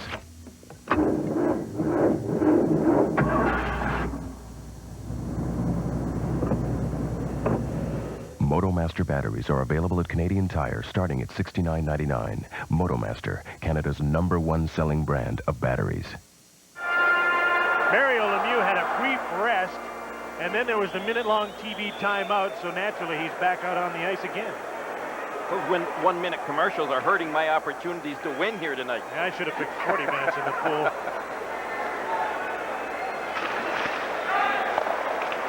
Sundin playing against Lemieux, won the draw. Martin Rushinsky is back to pick up the puck. Owen Nolan with a pass to Sundin, couldn't handle it. Here's Nolan moving up on the play, takes the shot. A rocket that went off the stick of Samuelson up into the seats. You talk about a player that plays an in-your-face type of game most nights. Here's another one. A guy that can score goals, and he's on a 40-goal pace this season. And he's got the right type of ingredients that complements a skillful players that may, in fact, be a little bit more talented with the puck than Owen Nolan at times, but he can sure grind it out along the boards and score. Owen Nolan is Quebec's answer to Rick Tocchet for the Pittsburgh Penguins. A young, upcoming, physical player, and if he scores 40 goals, as Rick Tocchet may score 50 goals, they've got some ingredients there that are comparable. Pierre Paget can look down his bench and see all sorts of young talent. You heard Bob McKenzie mention Peter Forsberg, who might be the best player in Europe, and certainly is in Sweden right now, that will join this talented crew next year. Take a look at their top 8 scoring forwards, the highest scoring forwards. Of the 8 of them, only one is over 23. That's Scott Young, who's 25.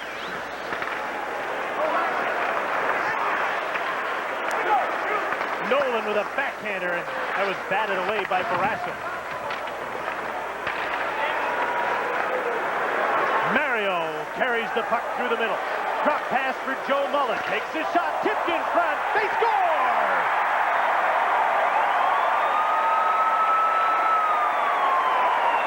Lemieux and Stevens were both in front of the net. Mullen got them the puck. The Penguins have a 3-0 lead.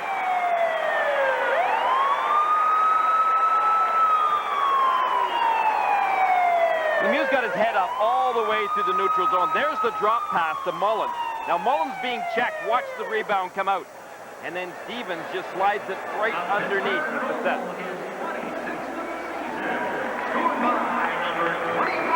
Stevens from Lemieux and Mullen.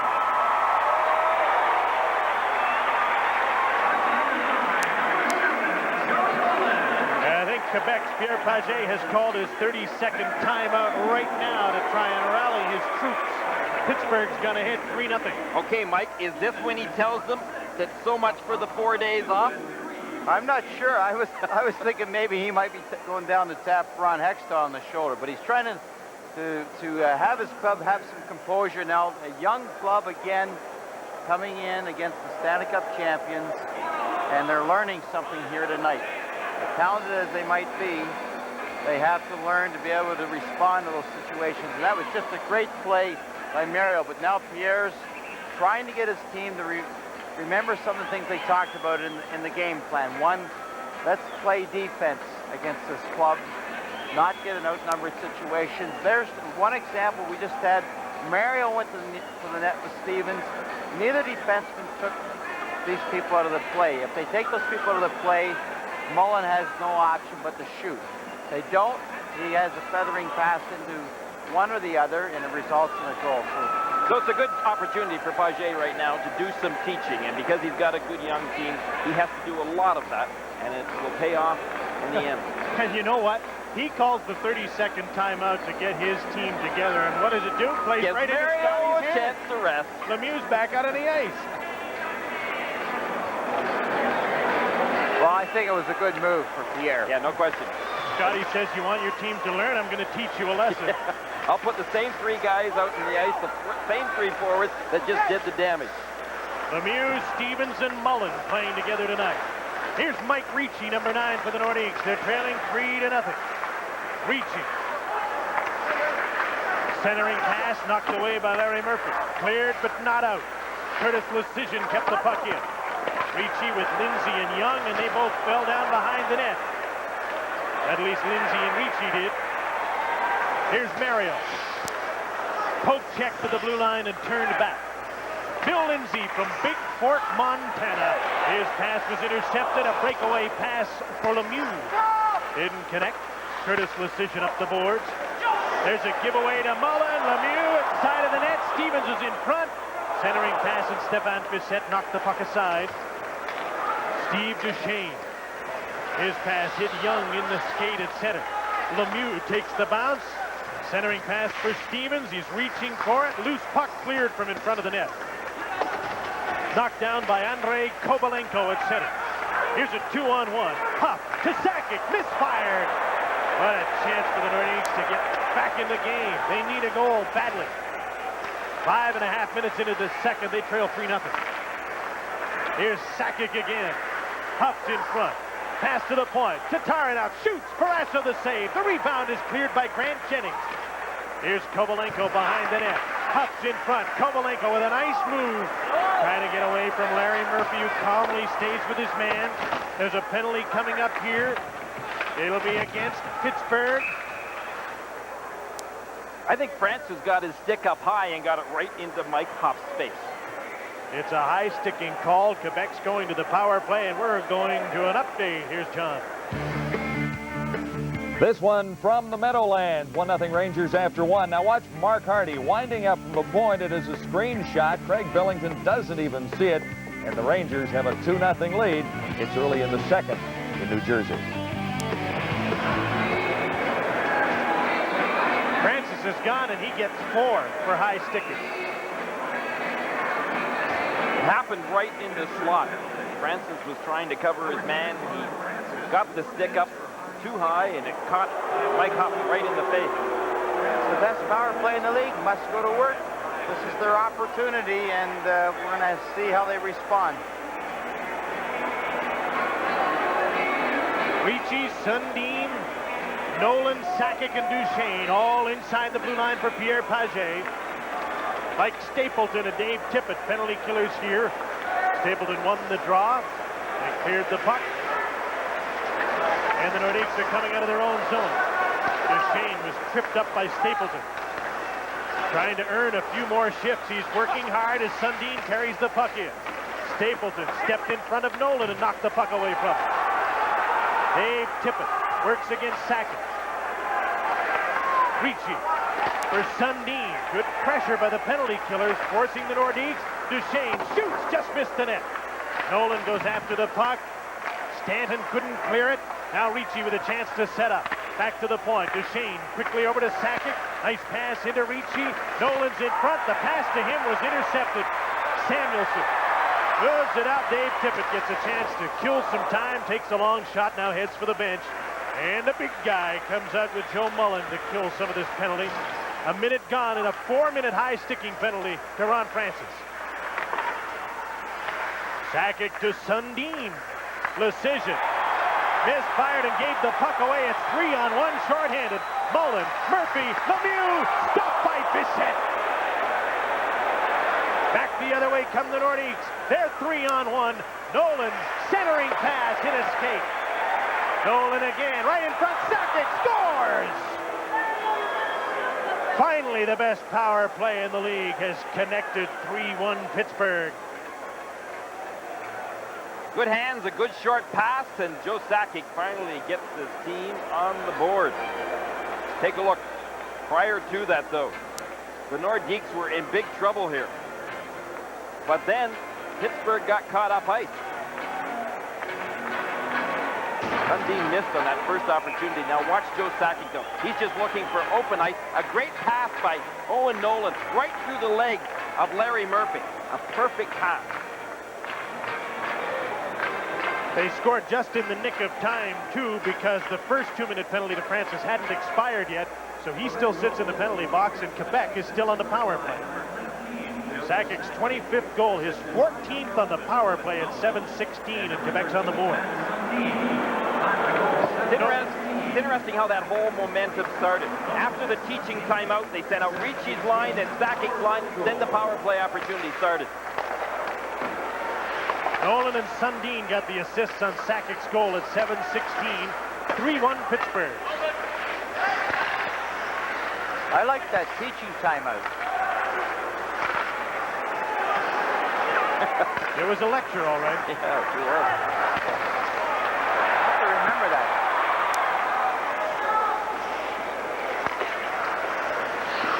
Here's Scott Young on the power play.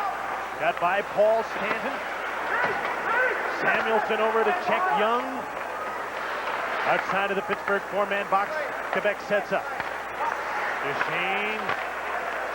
Scott Young. Duchesne. Tataranoff. Back to Duchesne. Still can't get the shot away. Cavallini screening in front of the net. Martin Rushinsky. Gino Cavallini. Duchesne breaks for the net. Rushinsky gets the pass. Tataranoff to Duchesne. Shoots it just wide. 45 seconds left in the penalty. Pittsburgh's changing. Quebec's trying to take advantage of it. There's a pass to Duchesne, and he couldn't take it. Trying to break in against Dave Tippett. Mike Stapleton, number 26. Tried to clear the puck. It bounced off Ricci and into the seats. 25 seconds to go in the penalty. We have an update from Montreal. Here's John.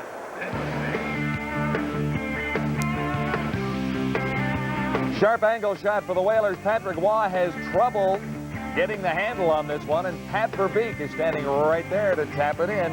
That makes it 1-0 for the Whalers. Second period at the Forum. Hey, John, I thought you said they weren't even supposed to be in that game tonight. Here it's 3-1 Pittsburgh over Quebec. Steve Duchesne getting lots of ice time on the power play. Jacques Martin's really pleased with his progress. He said he's jumping up to the plate. And the results are right up here in the statistic with 43 points, and it's generated from him moving into the play offensively at every opportunity. He's in some pretty good company. There's Jacques, one of 5 assistant coaches, one of 5 coaches, 4 assistants that the Nordiques have. Jacques the co-coach and a former assistant coach to Mike Keenan. Here's Mario, headed for the net. Waited and waited. Bissett got a piece of the puck as he tried to put it in. There's a penalty coming up against the Nordiques. Their power play will be over. Lemieux! Murphy scores! What a goal!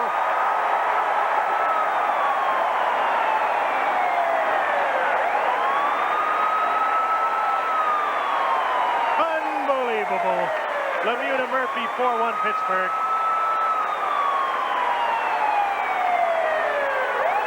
Well, Mike, here in Pittsburgh, they call it Murphy's Law.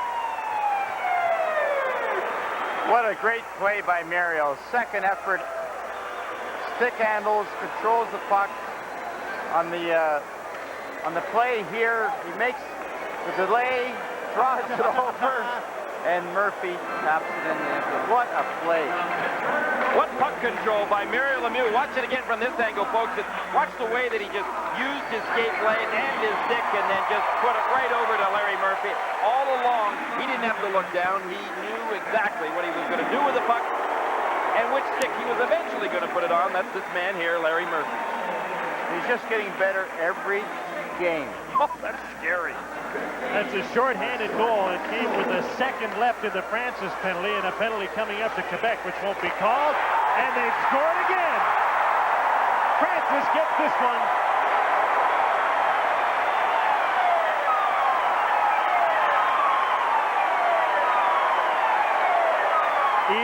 Seconds after Murphy's goal. Francis makes it 5-1. It's almost as though they were saying after Sakic's goal, now take this. You young guys on the block that think you're going to do battle against the Stanley Cup champions. There's lessons to be learned, and we're looking at one of the lessons being taught tonight. Francis just shoveled that puck right in the right spot. It really was a great goal. Halfway through the second period, Pittsburgh 5 and Quebec 1.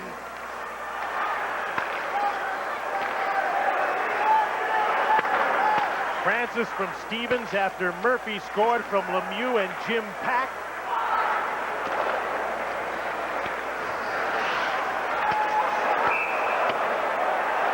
Now there's a penalty being called. I think coincident minors being called here. Adam Foote and Kevin Stevens get their sticks up at each other, although they weren't the original combatants. Penalties will be called. 10:06 to go, second period. 5-1 Pittsburgh on Molson's NHL tonight.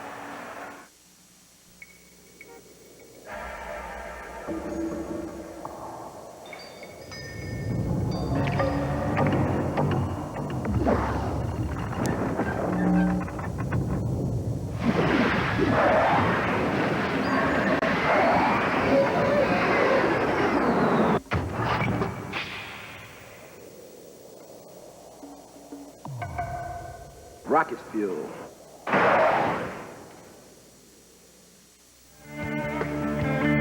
We're out to the form in Montreal. Whalers leading 1-0 second period. This is a Montreal power play. Vincent Dom Foose finds Brian Bellows in the slot. He one-times it to tie the game 1-1. Now, moments after that, the Whalers on a breakaway. This is Michael Nylander going in all alone on Patrick Waugh. Here's the view that Waugh had, and it is 2-1. Hartford leading Montreal. Second period at the Forum. There's Mario. He's running a clinic here tonight against Quebec. He really is. He's an awesome talent, and as we said earlier, he's just getting better. He just exudes confidence now. Not that he didn't have it before, but he's feeling great about the team and about himself. And about his contract. That's a pretty good feeling overall, isn't it? I figured on an average night at $6 million a year, about 25 minutes of ice time, which isn't average for him, he made $1,666.66 a minute. So then give us his hourly pay. You add it up. Here's a 3-on-2 for Quebec through center. Mikhail Tatarinoff. De Jong offside. Penalties, by the way, were handed out to Kevin Stevens for roughing Adam Foote for high sticking at 9:54. Coincident minors. Both of these teams have good ingredients, good chemistry. And when you take a look at chemistry, you're of course going to look at skill, but you also are going to look at toughness. And you're looking at that now as well. Stevens and Tocchet and a host of others. There's not much these two teams are really lacking. Maybe in the case of the Nordiques, experience. Confidence and poise that comes with the experience. Gary, that was quite a mouthful when you said that Stevens and Tocchet, 250 goal scorers, had the toughness. Yeah.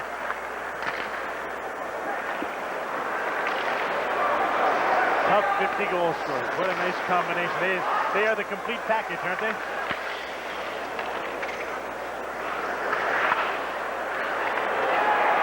Here's Mike Ricci after a loose puck, and he's got it. 4-on-4 hockey here. Each team serving a minor penalty. Harry bumped by Claude Lapointe, and Pittsburgh cleared the puck. Curtis Lecision, chased by Rick Tocchet. Steve Duchesne up the boards to Ricci, in the middle to Claude Lapointe. Lecision up to join him, takes the pass, then lost the puck, and Larry Murphy's got it. Murphy's pass just got through to Airy. 2-on-0, Tocchet. Bissett just got a piece of the puck, so it didn't get back to Bob Airy.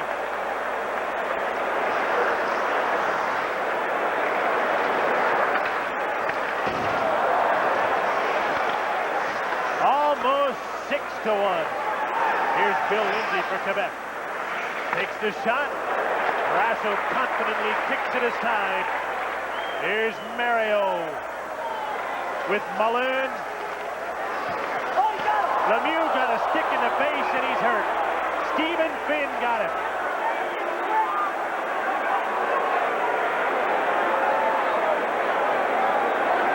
That'll be it for Finn on this night.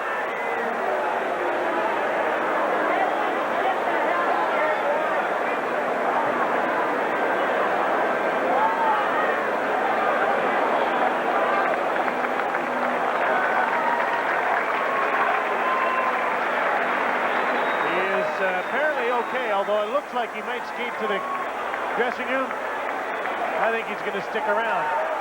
There's some power play ice time to come. Let's have an update, Tom.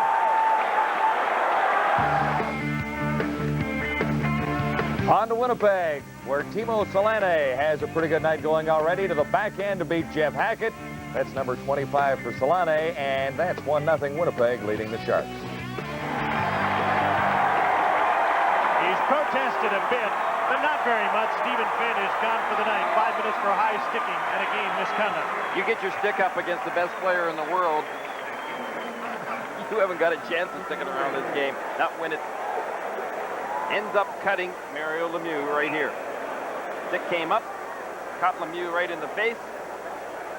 Stephen Finn is gone.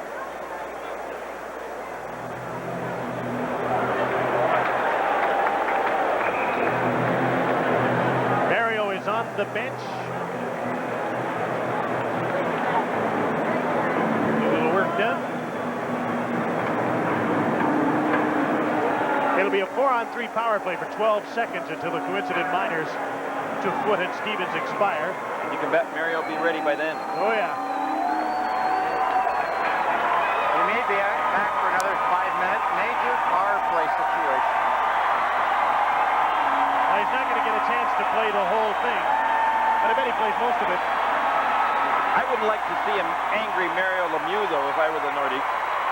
Here's Jaromir Jagr. Shot from the point, hit the post. Murphy's shot. He's got it again. Takes another shot. This time he's stopped by Stefan Bissett. Racing to the net is Kevin Stevens out of the penalty box. Pittsburgh's on a power play. Now 5 skaters against 4. Here's Jagr. Sean McEachran. Murphy. Ron Francis. Stevens screening in front of the net. Murphy to Francis. Stevens intercepted by Scott Young and cleared. 7.5 minutes to play, second period. Pittsburgh leading Quebec 5-1 on the NHL tonight.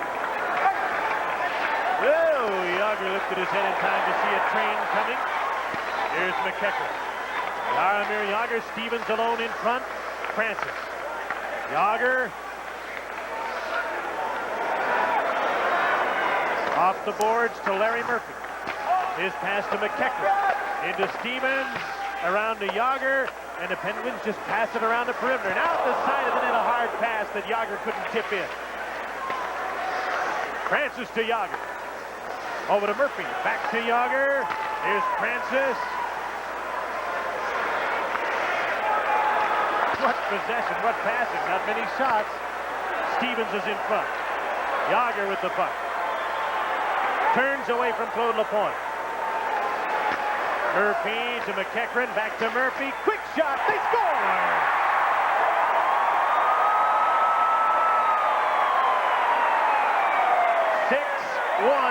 Pittsburgh.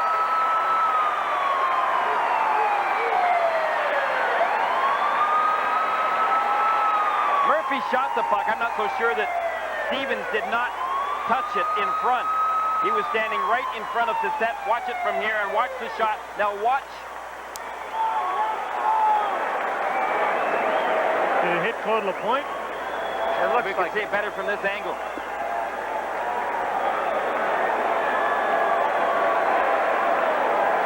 Looked like either Claude Lapointe or the defenseman Tataranoff in behind him, but it certainly changed directions.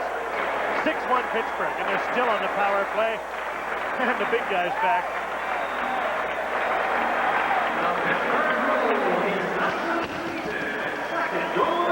Murphy gets the goal.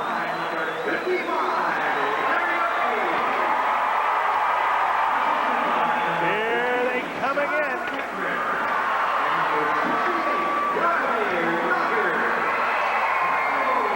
Murphy from McEachran and Yager. 13:23, the time of the goal. Yager, 13:23, a power play goal.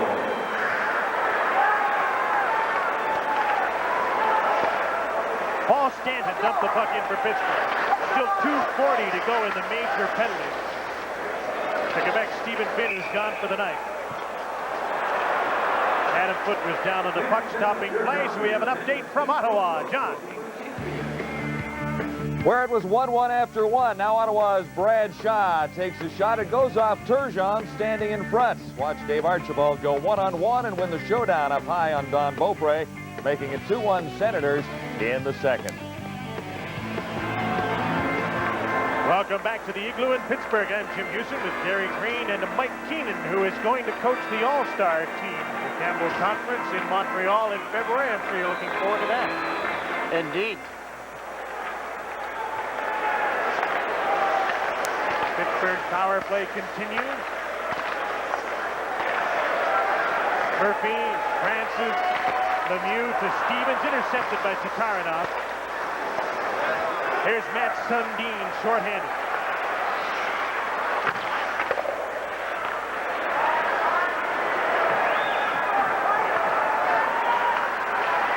Kevin Stevens flips into Mullen.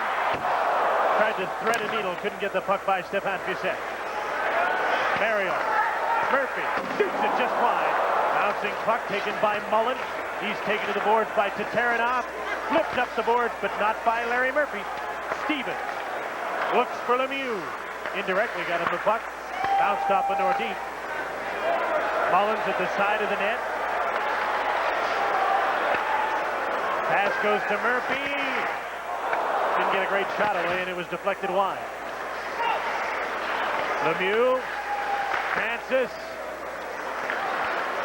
Lemieux. And the puck's out of play. Good news for the Nordiques. 1:22 to go in the major. Tell you what, Mike, if you've got to coach against this guy in the All-Star game, you better get out there and start massaging Wayne Gretzky's back. You know something, Greener? We've already been on that mission, believe me. Wayne, get back soon. You know, we have to give credit to Craig Patrick and Scotty Bowman, their entire staff, who assembled this team. This team is an awesome team in terms of talent, we're playing a team, or they're playing a team tonight that's a good team. That's a good team, absolutely. and Pierre Paget and his staff have done an excellent job. But the maturity level is coming through here tonight and making a huge difference.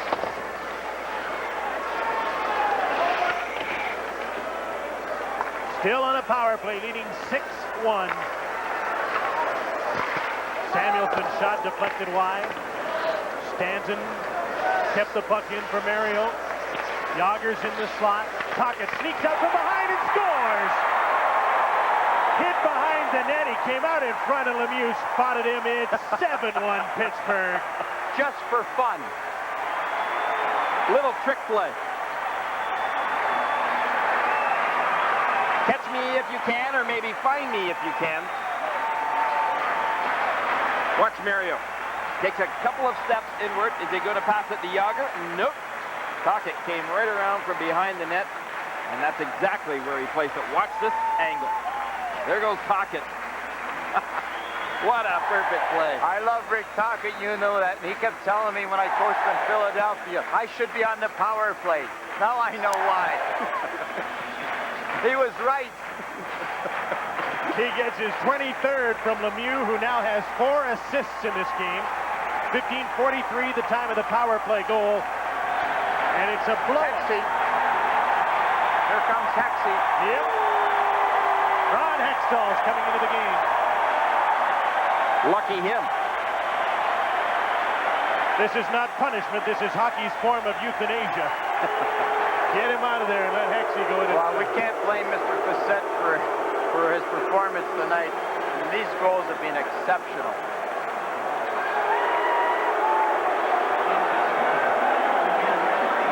He played well in here in November in a 4-4 tie, but his teammates deserted him for a time tonight, and the Pittsburgh Penguins have just put on an exceptional show. What about the superstition that Hextall has?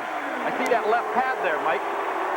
Well, one of the idiosyncrasies that goaltenders go through, and they all have their different sequences, but Ronnie, during the periods, will take off that left pad, put a towel over his head, and assume a rocking position to maintain his focus and his intensity. It's quite a demonstration for the team to witness. He'll bring intensity to this game now. A real competitor, and he doesn't like what's happening at all. Quebec is still on a power play here. They scored twice on this major to Stephen Finn, and it scored 3 times on the power play tonight. Here's Lemieux. Takes the shot. Hextall makes the save. Tested early. He's in the game now. Yep. 20 seconds to go in the penalty to Finn. Here they come again. They know him well here from his days in Philadelphia and chant his name, Hextall.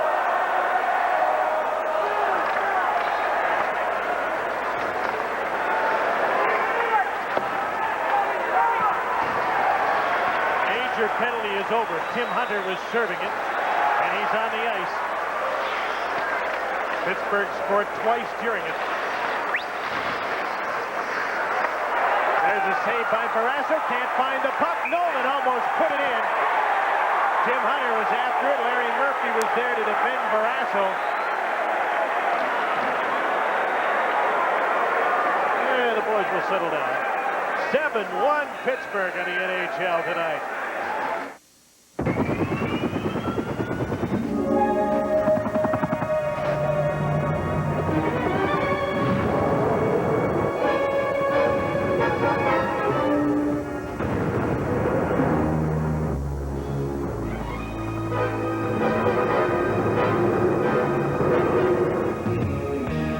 Filtered Miller Genuine Draft from Molson. Get out of the old.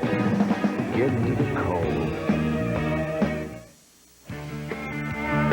The Jets got the first goal, and the Sharks have scored 2 in a row. It is 1-1 here as the Sharks get their second straight. Rob Goudreau, the slap shot, misplayed by Bob Essenza, and that makes it 2-1. San Jose leading the Jets, and that's the first period in Winnipeg. Here's a look at Mario's comparison to Wayne Gretzky in his 215-point season. He's right on the pace and has 4 assists tonight. So he's up to 94 points. Absolutely remarkable. Two great hockey players and great people. Great ambassadors for the game and great players.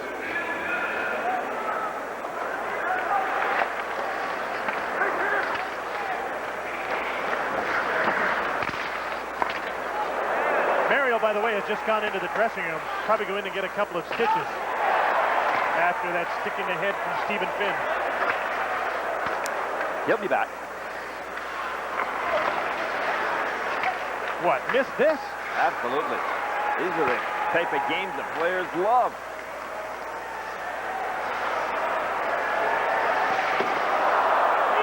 Fourth line is getting some action intact for the first time in the game for Pittsburgh. Jeff Daniels, Mike Stapleton, and Dave Tippett.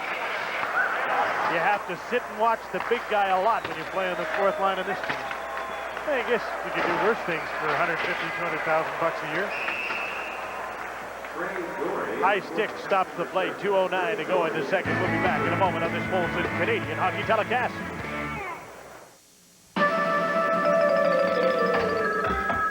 We don't start making your pizza until you make the call. Domino's Pizza, time to perfection. Experience the hustle of your Domino's Pizza team. Pieces of protection you trust, depending on where you go.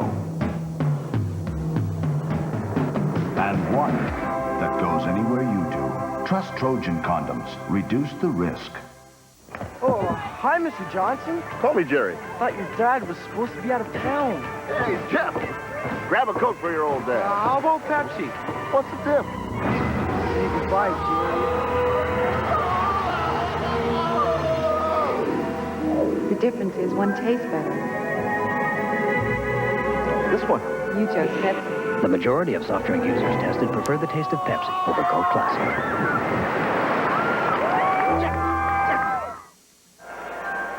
Welcome back to the Civic Arena in Pittsburgh, where the Penguins are really putting on a show tonight. Hey, and hang tight, because we're going to see some more pretty goals, and it might just be by the Nordiques this time. Their turn to play a little catch-up here. They think they have 4 days off coming over Christmas. Maybe they'll play with a little guilt in the third period.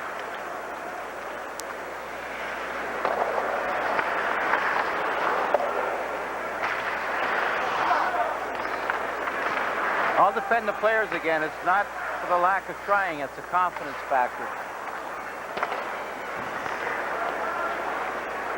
They're pretty confident when they get a 4-4 tie in here in November. They're a young club. They're learning. Yeah. Coaches also realize that the most difficult thing to do is coach a hockey club. Go into that third period when you've got a huge lead as well. Wyszynski's short backhander was stopped by Barrasso. Tim Hunter just kicked the feet out from under Barrasso, and he's going to get a penalty for it. Trying to get something going. It's an interference call to Tim Hunter. But it doesn't help if you have to start the third period in a major comeback job if you're starting it on the power play. But then again, that might not be the case. The power play goes to work again for the Penguins. It's 3 for 6 so far. So long, Tim. Well, we need more discipline than that to make an impact on a young team. Timmy has to be a leader and show his intensity at the same time, show his discipline. But that's why they got him, though. Mike Pierre Pagé felt that he was a disciplined player, that he had great character, he had a great work ethic, he had the toughness, but more importantly, he's always said the right things at the right time. He'll help their hockey club. He's a little bit frustrated, but again, we all have to remind him from time to time.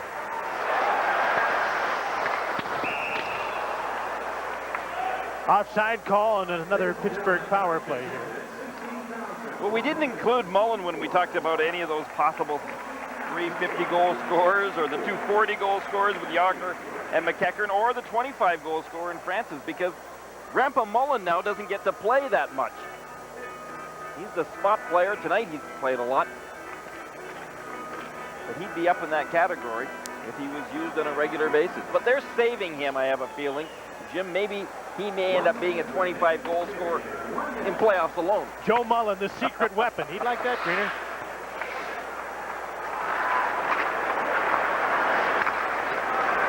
Here's Jaromir Jagr. Stevens, Mullen. Remember, Lemieux's gone to the dressing room early after taking a high stick in the forehead. Down to the last half minute of the second period. By the way, guys, Lemieux's now played 18 and a half minutes. You two are done. I said 28, right?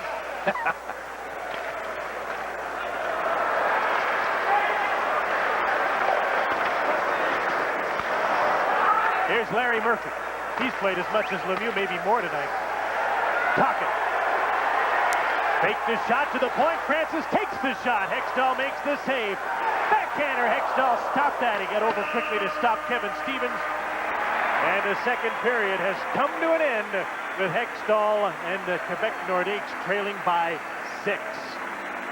You watch. Hex will lead the charge in the dressing room in the intermission, and he'll have this team ready to play in the third.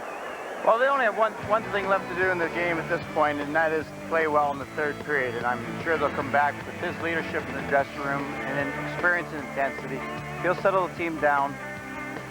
NHL Tonight. We'll take a look at the other games in the league in our second intermission, and Bob McKenzie has his insider. We'll be back after this.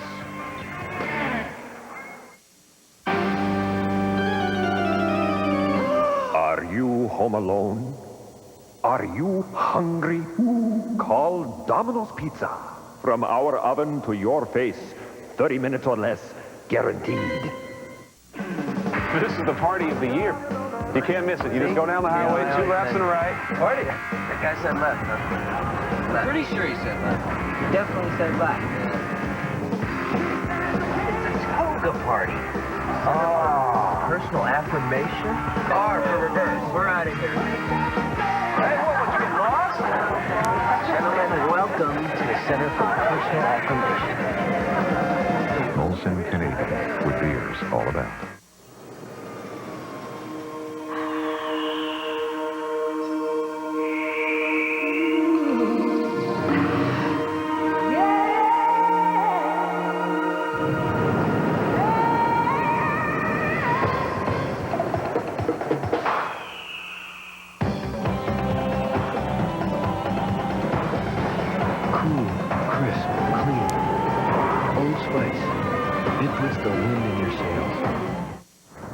Let's face it, right now you don't care about the long life and durability of MotoMaster batteries. And you don't care about guarantees and warranties of MotoMaster batteries. Right now, all you really care about is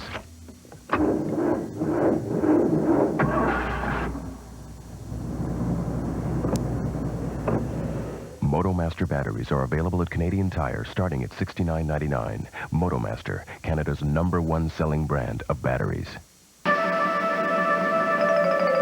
Excuse me. What are you doing tonight? Call Domino's Pizza and let the party begin. Experience the fun. Domino's Pizza. From our oven to your mouth, 30 minutes guaranteed.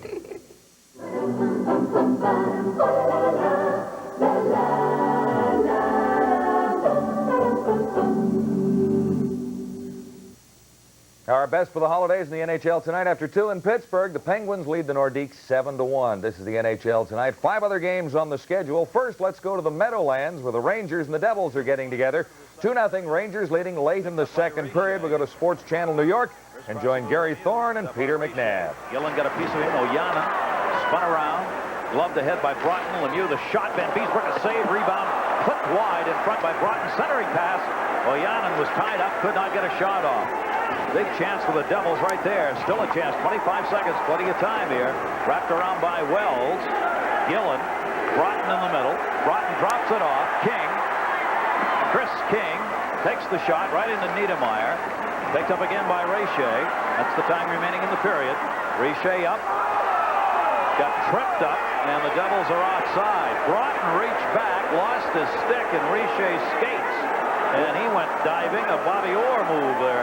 It went right into the blade of Riche. Sunday, December 27th, when the Devils hold the Hartford Whalers. Riche wanting to know where the call is here. Now watch the bronze stick get caught right in the blade. A little opening. What are the chances, right? Again, Gary Riche right now. He, of all the Devil players in the second period, along with Randy McKay hitting, but as far as skating and trying to get open, Stephane Riche's had a strong period. 6.4 remaining in this second period. There was no penalty called on that. Niedermeyer sending it in. Hardy fell down. Poked the center by Nemchinov, and that's going to do it. Nemchinov and Holik exchange blows. So Adam Graves and Mark Hardy have staked the Rangers to a 2-0 lead. This is the NHL tonight. After 2 in Pittsburgh, it is the Penguins leading the Nordiques 7-1. We'll continue in just a moment.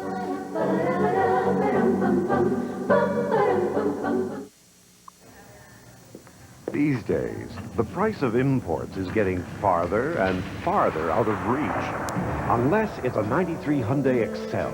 Excel gives you more standard features than any car in its class at a price that still lets you get out to play. If sporty performance is more your style, the 93 Scoot is now available with a turbocharged engine.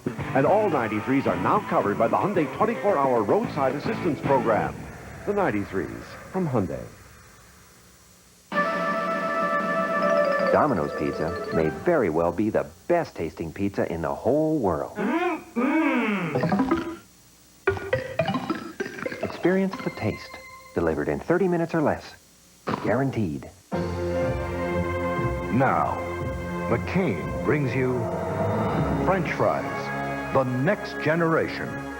McCain Golden Crisp. The natural taste of fresh Canada #1 potatoes, locked in with a delicate crispy coating. So when you crunch through that crispy coating, you'll taste the best fries that ever came out of an oven. McCain Golden Crisp. The best fries that ever came out of an oven.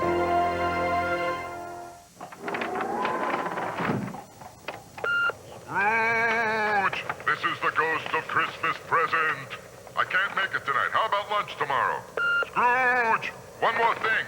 You'll find Scrooge-approved pricing on the perfect gift for everyone at Canadian Tire.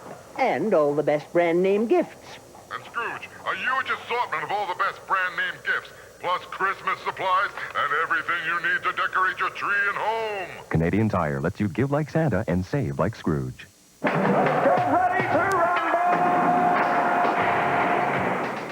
This Boxing Day, you won't have to fight for a bargain. It's right here. Marcus versus Bathos, NABF Light Heavyweight Title Bout, Saturday, 4:30 Eastern, on Real TV, TSN.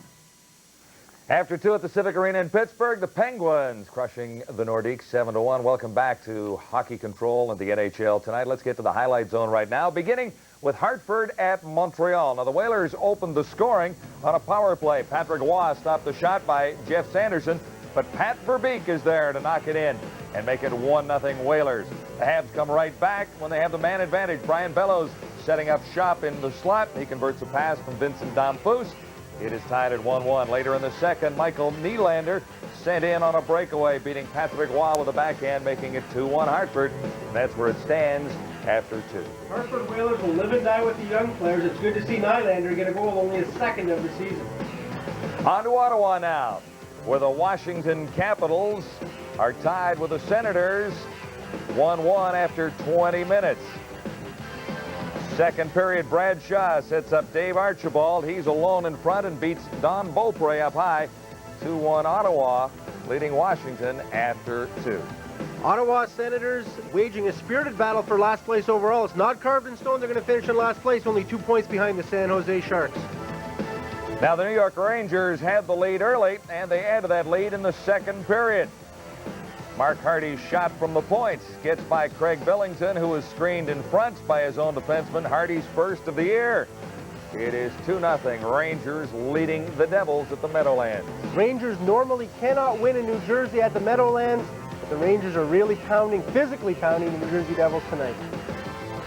Now the Winnipeg Jets scored first at the arena tonight, but the Sharks came back with 3 in a row. This is Mike Sullivan, a beautiful backhand between the pads. 3 straight for the Sharks, and San Jose leads Winnipeg 3-1 after 1. Not a very good night for Winnipeg Jet goalie Bob Essenza, not looking good on 2 of those 3 San Jose goals. All right, and one other game just a little later this evening, Edmonton at Calgary. Mike Division battle continues, although there's a little luster off that Battle of Alberta. Just ahead, Bob McKenzie with the NHL Insider. This is the NHL Tonight, and after 2 in Pittsburgh, the Penguins lead the Nordiques 7-1.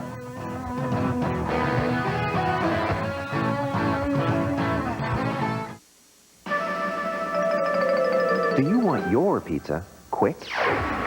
Or would you really rather have it good and quick? Domino's Pizza. Good and quick. Quick and good.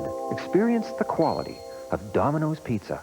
You're as cold as ice. Molson introduces a beer Cold as ice, I know. unlike any other.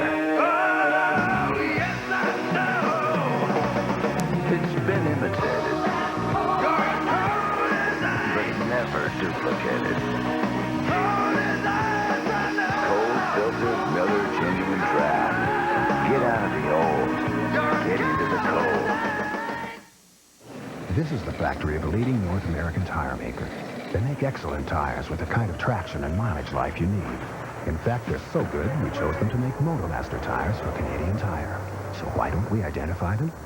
Maybe they're concerned that if you knew they also make Motomaster tires, which come with a nationwide road hazard warranty at no additional charge and a great Canadian Tire price, everybody will buy Motomaster tires. Maybe they're right. Motomaster, Canada's #1 selling replacement tires. We believe the last thing the world needs is another car. So we built one, the Nissan Altima. Because we knew we could build a car we could live with. A car as safe for those who would drive it as those who would not. And because we believe your money has the right to go far. The new Nissan Altima, built for the human race.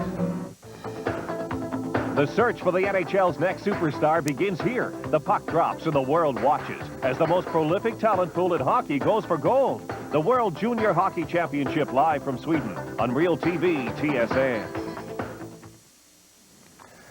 Live from Hockey Control in Toronto, this is the NHL Tonight. Time now for Bob McKenzie's NHL Insider. You want to talk about the roster freeze. 8 days between, or at least a little Christmas mini non-trade deadline. It's going to slow the trade rumors just a little bit right now. Won't stop them completely, but from midnight Saturday night right through to the 28th. As soon as the midnight of the 27th expires, then on the 28th they can start making moves again, sending guys to the minors, calling guys up from the minors. But it's great for the players.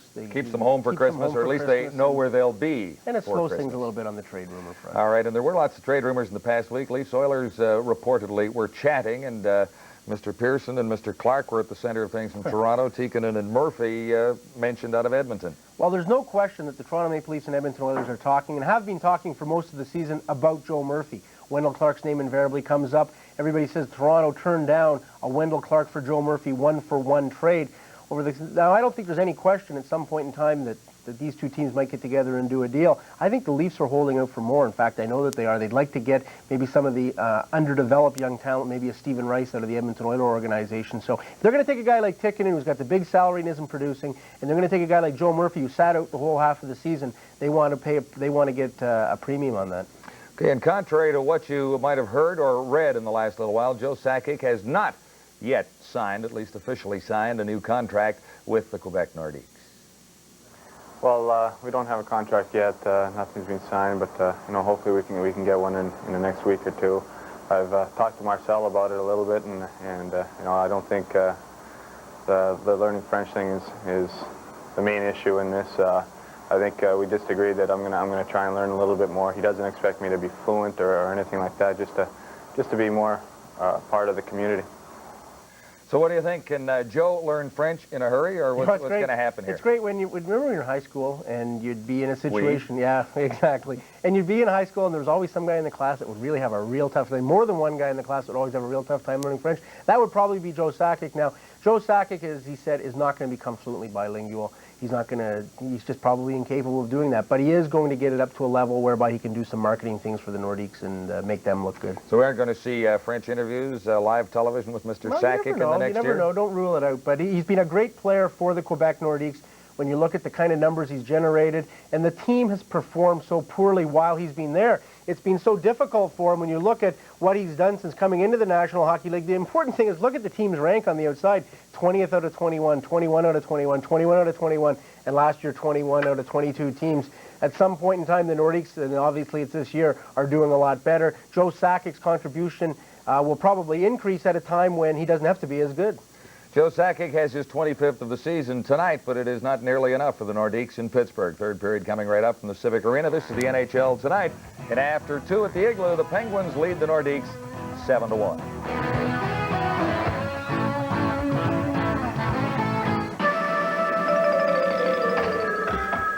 We don't start making your pizza until you make the call. Domino's Pizza, time to perfection. Experience the hustle of your Domino's Pizza team.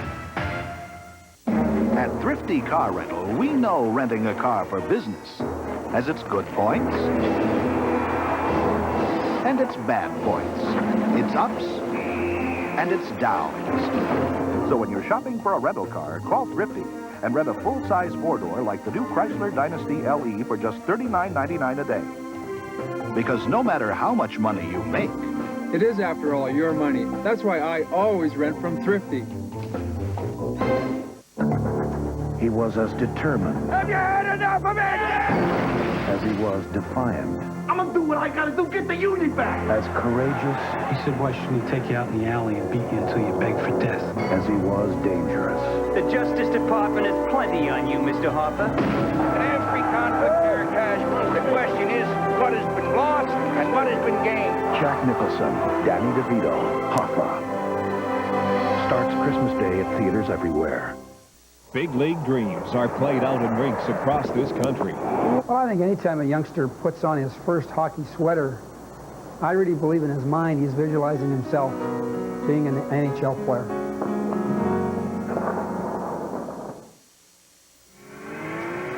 Six goals in the second period in Pittsburgh, and the Penguins got most of them. Stevens with his 26 from Lemieux, and Mullen started things off at 3:58. Follow that by Joe Sakic's goal from Nolan and Sundin, the only one of the night for the Nordiques. Murphy got his 8th from Lemieux and Pack at 9:15. Ron Francis his 11th from Stevens at 9:26. Murphy adds one more from McEachran and Yager, 13:23. And Tocchet his 23rd from Lemieux and Stanton. 4th assist of the night for Mario Lemieux with 15:43. Pittsburgh out shooting Quebec 16-7 in the second. The two-period total looks like that at 23-18. Ready for the third in Pittsburgh, and again, Jim Houston. Thank you, John. Further bad news for Quebec, trailing 7-1. Mario is stitched up and back after missing 3 minutes in the second period. Took a high stick in the face. And that's the amount of ice time he's had tonight. And he's also out on a power play because Tim Hunter still has 43 seconds to serve in a penalty handed out late in the second. And on defense. Yeah. There's Scotty juggling things again.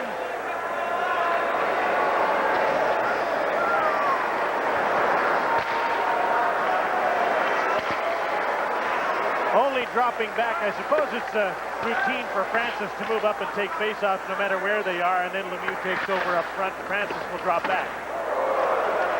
Francis dropped his head and got hit by Bill Lindsay. Quebec shorthanded. Alexei Gusarov to match Sundin. They'll rag the puck. Kill some time at center to Taranov. Back into his own zone. Gusarov trying to move the puck out. Couldn't do it against Mario. Larry Murphy tried to get a shot away. That was blocked. Penalties over to Tim Hunter. He's back on the ice. Pittsburgh's power play now 3 for 7.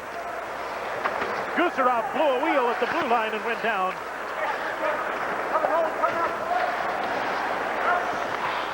Duchesne kept the puck in. Takes the shot that was blocked by Joe Mullen.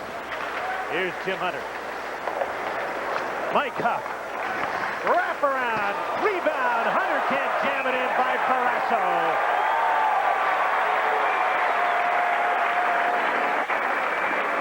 Jr. was in the right place. Unfortunately for him, so was Barrasso.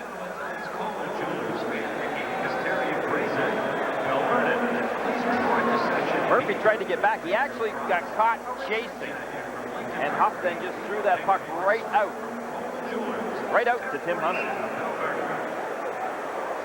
I like to see Joey Mullen in front doing a great defensive job. Coaches like that when defensemen are out of position and Ford goes back and covers up. And you know the Penguins coach recognizes those good defensive smart plays. Player. Would you call him Gramps Mullen? You're no spring chicken yourself, Greener.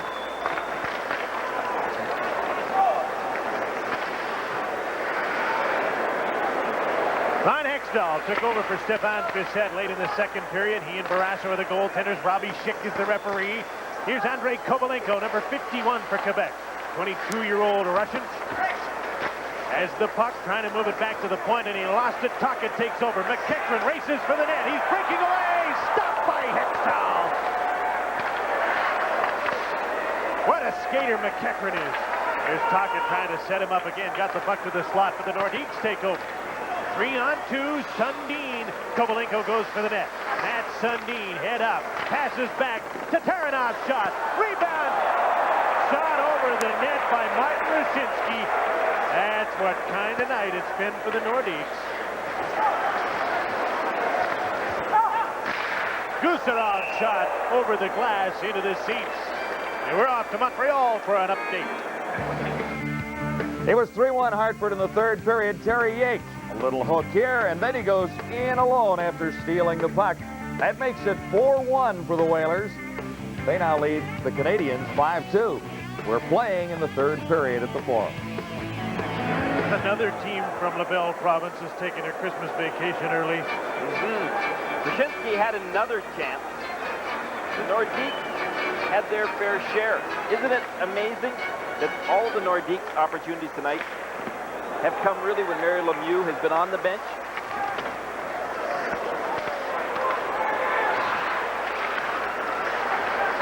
Here's Mike Ricci. Almost lost the puck to Yager, but stays with his man. Hextall plays the puck to Taranov. Gino Cavallini's pass was intercepted. Troy Loney has played very little tonight, but he's out on this ship. The left winger's after the puck. Yager's there as well. Here's Phil Lindsay for Quebec to Gino Cavallini, number 44 at center. In on Grant Jennings. Step by him, bump to the boards by Ron Francis. And out come the Penguins. Loney. His pass was intercepted by Lindsay and sent back into the Pittsburgh zone 3 minutes into the second period. 7-1 Pittsburgh. Yager. Dave Tippett. Centering pass was behind Jeff Daniels, who's all tied up in front of the net. Tippett had a great shot, and he stopped by Hextall. Everybody took him in, and the puck was just lying at the stick of Dave Tippett. Look what he found. All of a sudden getting a little bit of ice time, and he too gets to get a chance to score. There's that puck that was taking some crazy bounces off of skates, and it ended up right on Tippett's stick. And he was ready to hammer it, but Hextall was ready for him. Way out to cut down the angle. Tippett, Daniels, and Stapleton, the fourth liners, get a shift here. Jim Pack stepped up, intercepted a pass, and kept it in. Larry Murphy's on the ice with Jim Pack. Hasn't he played a lot tonight? Murphy trying to stay with his man. Got a piece of the pass, and Pack helped him out. Up the boards, Lecision kept the puck in. Ryshinsky. Sakic scores! Sakic has his second of the night, his 26th of the season. A clearing attempt by Jim Pack was stopped at the blue line, and Quebec turned it into their second goal. And Mario was sitting on the bench. Good effort by the Nordiques, and maybe that might be a goal that will spark them in this third. They've got a long ways back, but with players and talent like Joe Sakic, they can do it. We mentioned earlier, Mike, and isn't it the case that when all of a sudden you have to go into the intermission, the second intermission, you've got a 7-1 lead. Don't players tend to think that the game's all over? I mean, it's pretty obvious. It's difficult, but when you have the leadership that the Penguins have and the experience, I don't think you're going to see them sag too much, particularly at home. Sakic from Young and Owen Nolan at the second assist at 3:42. And it's 7-2 Pittsburgh. Here come the Nordiques again, 4-on-2. What a nice play in front of the net by Ulf Samuelsson to intercept the pass. Just laid his stick down and stopped the puck. Peter Ahola dumped the puck in. It's offside. 7-2 Pittsburgh. This Molson Canadian Hockey telecast returns in just a moment. The first time that I saw him, I knew right from the start. This holiday season, McDonald's has a little something for someone special. How do I show I like him? McDonald's gift certificate. Oh, I think that I know how. A book of 5 for $5 with 50 cents from each book going to Ronald McDonald Children's Charities to help children in need all across Canada. With McDonald's gift certificates, you can help a charity that helps children. I knew he always liked me. Some things are more important to your peace of mind than you realize. Like knowing how to maintain regularity without drugs or medication. And did you know that nutrition experts recommend increasing your intake of dietary fiber as a drug-free way to promote regularity?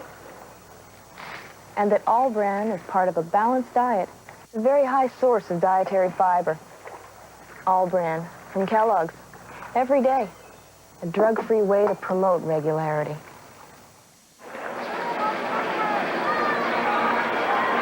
I remember last year, Scotty Bowman saying to me, "Can't believe what a great winner Mario Lemieux is. What a determined player he is." They're hungry, and it's a reflection in Mario. Mario's hungry and is playing hard here, both defensively and offensively. 4 points tonight, 94 on the season. Play in Philadelphia Wednesday. He might get 100 points before Christmas.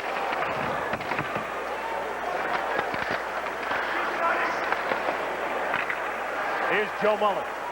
Aries out front, but he's all tied up. Pass comes to Paul Stanton. His shot deflected in front and wide of the net by Airy, who is working out there against Foote. Jennings to Stanton. He hammers the puck back in for Pittsburgh. 5 minutes into the third period, 7-2 Pittsburgh in the NHL tonight. 2-0 after the first, 7-1 after 2, and Quebec has scored here in the third. Sakic has his second of the night.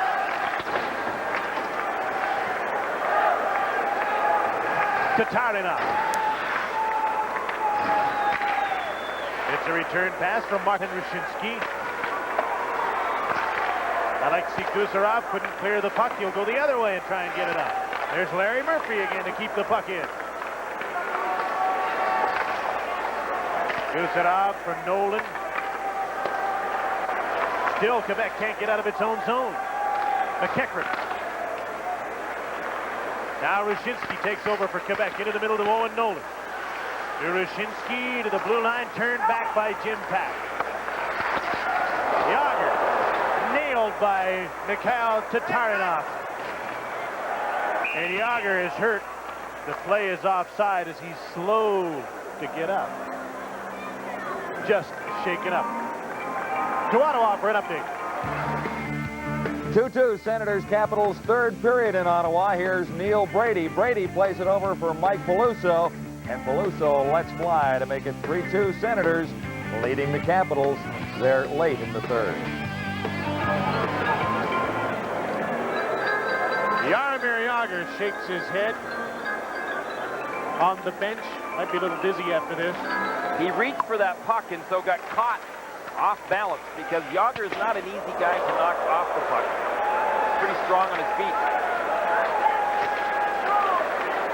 Here's a 3-on-2 for Pittsburgh. And a pass hit a skate. Daniels turns and shoots the puck wide. Penalty coming up. It's against Quebec. So Pittsburgh will get an 8th opportunity to work in the power play. A cross-checking call. And we'll have a look at a power play that's scored 3 times already when we come back to the NHL tonight.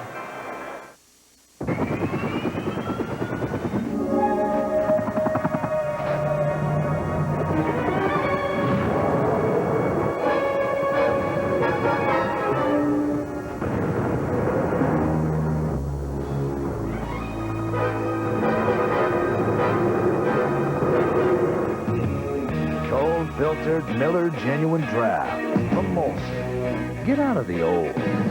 Get into the cold. Capitals are coming back, down 3-2 in the third. Mike Ridley walks out from the corner and beats Peter Sidorkowicz.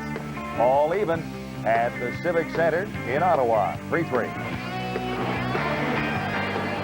It wasn't a Quebec penalty here. It was to Dave Tippett of the Penguins for cross-checking at 5:22, or 6:22. And it's Quebec that goes to the power play. 1 for 4 so far tonight. 1 for 5, starting their 6th.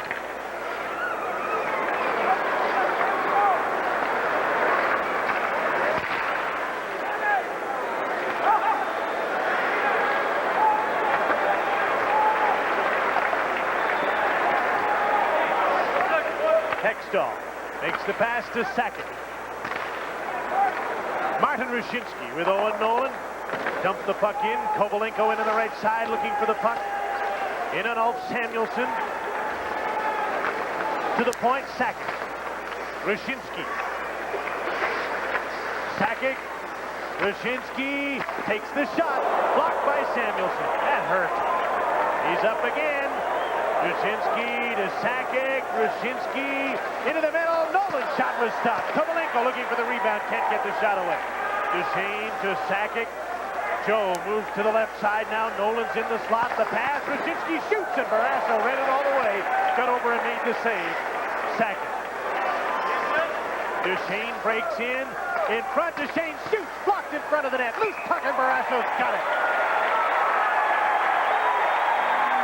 You know, one of the reasons why both of these hockey clubs out here tonight are so good on the power play, they're exceptional passers. They got good shooters that have the abilities to pick the holes in the net. But I think more importantly, Mike and Jim, they play with a real sense of urgency on the power play. They're constantly moving. They're not standing around a great deal of time. They're making things happen. Well, they've got great anticipatory powers. They get in the open, and Mr. Barrasso has the same ability. He comes across. That was that blocked shot by Samuelsson. That's commitment. It's a 7-2 lead, and the guy drops down in front of a shot. We've seen that before. Some people would question whether it's more than commitment. Some people would suggest he should be committed.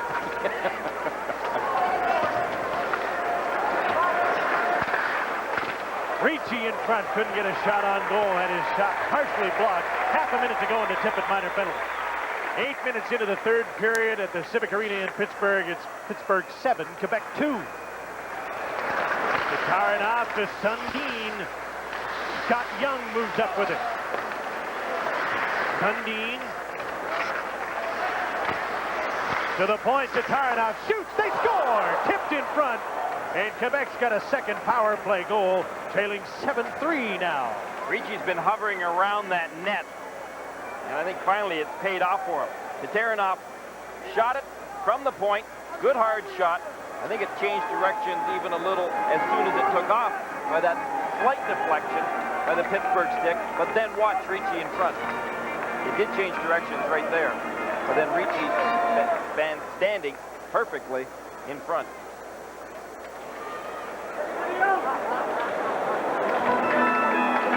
8:15, the time of the power play goal. You know something on that last replay, when you looked, it might have been hard to see Ricci actually touch the puck. I'm not sure that he did. Mullen was the one that deflected that puck off the shot by Taranov. They give the goal to Taranov. Scott Young will get an assist on it. At any rate, Quebec's got its third goal of the night. And we'll check the replay. See if we can make that official. 7-3 Pittsburgh. Lemieux and Adam Foote are sparring and pushing each other. Here's Rick Tock. He and Stevens and Lemieux haven't been together very much tonight, but they are now. Lemieux's angry at Adam Foote and just took a hack at him and had some words for him. Here's a 2-on-1 for Quebec. Cavallini shoots, and Barrasso got a piece of it. At least it hit him, hit his stick. Mario. Breakaway pass to Stevens against Adam Foote. Stevens stopped by Hextall, and the rebound was swept away before Ulf Samuelsson could get to it. Good clearing effort by Hextall. Jagr, I was just going to say, kept the play onside. Ron Asseltine said he did. We have an update from Ottawa. John. 3-3 in Ottawa. Washington comes back. It is Dale Hunter, Ally Frady, and over to Dmitry Kristich for the tap in 16 seconds after tying it up. The Capitals now have the lead on the Senators. It's 4-3 in the third. Here's some more pushing and shoving. Mario Lemieux has taken a cross-checking penalty. He was steamed because Adam Foote was working him over pretty good in that shift. They continue to communicate.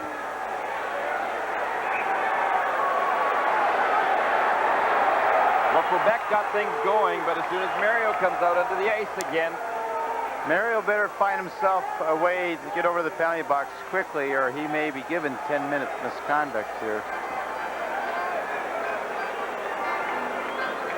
Now Adam Foote's going to get a penalty as well.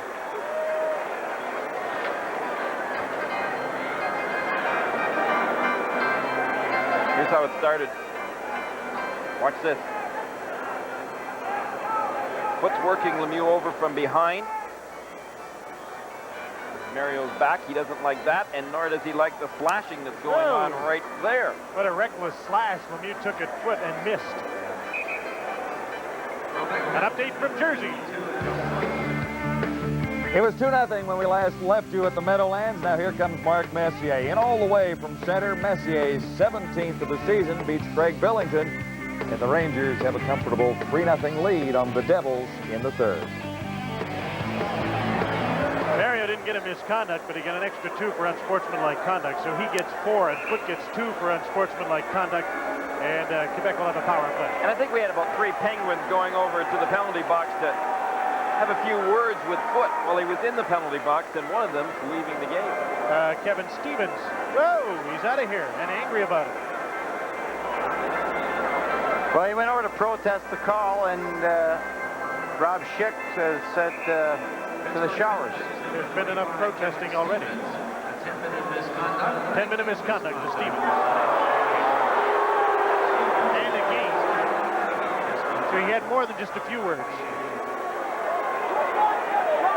A few words with Schick and a few words with Adam Foote in the penalty box. Pittsburgh Penguin players don't like it when Mario gets abused. And for good reason. Don't mess with the meal ticket. Absolutely.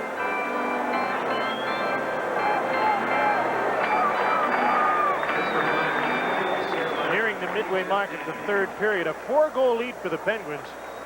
Quebec has scored the last 2 goals, one of them on a power play, and now they're on a power play again. Something's been thrown on the ice, and they'll have to collect that. Well, now, you know, this is a pretty explosive young team from Quebec. If they can score on this power play, they got half a period to work. Let's not write them off entirely yet. Absolutely not.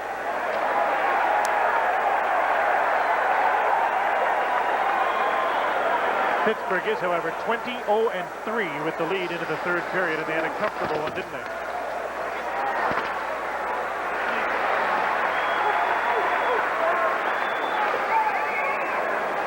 Duchesne and Sakic out on the power play.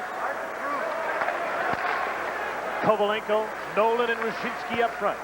Martin Rushinsky off the boards to Sakic. Mullins stole the puck from him and iced it.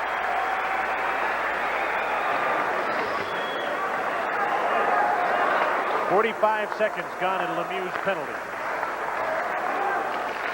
Rushinsky, there's Sakic, puts the puck in deep. Cleared, not out. Duchesne kept the puck into the point. Over to Sakic. His pass to Martin Rushinsky. Into the slot. Nolan's shot. Scooped up by Barrasso and a nice save.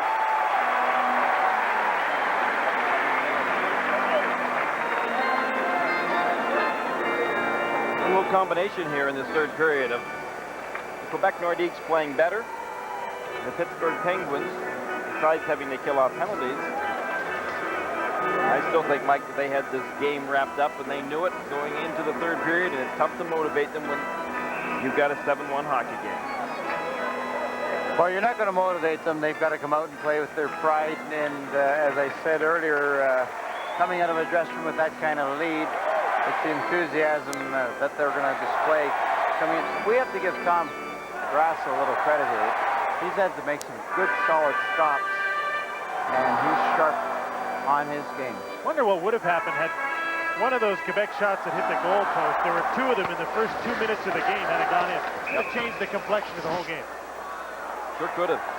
Paul Stanton just got a high stick, and now there'll be a Quebec penalty that will nullify this power play.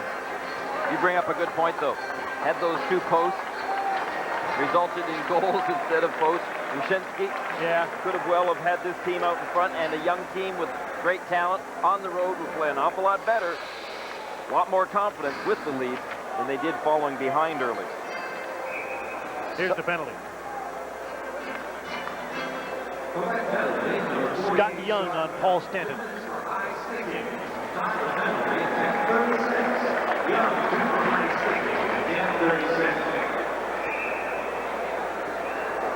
Interesting year last year for Scott Young, playing in Bolzano in Italy, then the U.S. Olympic team, and working his way back to the National Hockey League. He was on the first Cup winner here in Pittsburgh, didn't get a contract the next year, and went over to Italy. Now he's in the penalty box. The teams are playing 5-a-side. 7-3 Pittsburgh leading. Just over 9 minutes to play third period.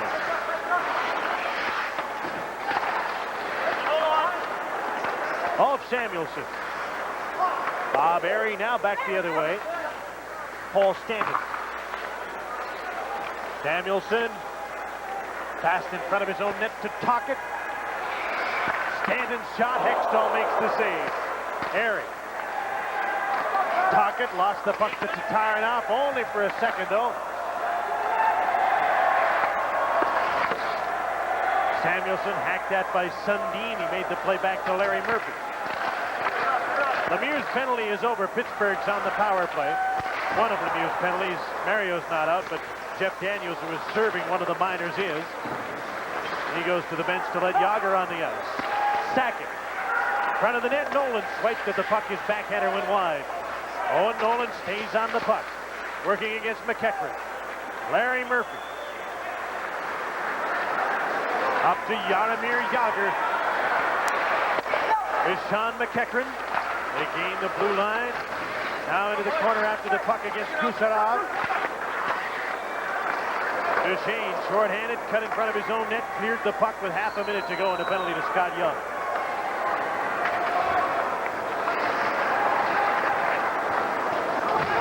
Troy Loney. Francis tips the puck in. Tataranoff hammers the puck around to the boards. Got by Murphy and down the ice. And a penalty to Young is almost over. He's back. Teams are at full and even strength. Here's Loney. To the front of the net. Bounced off a leg. Jaromir Jagr now. Loney goes for the net. Pass to McEachran. Scoop to Loney. Couldn't tip it. Side of the goal. Here's Claude Lapointe. His pass on the boards. Tataranoff moved it ahead to Mike Huff. He couldn't control it. Curtis Lecision turns back in his own zone. Mikhail Tataranoff back to Curtis Lecision. And out come the Nordiques.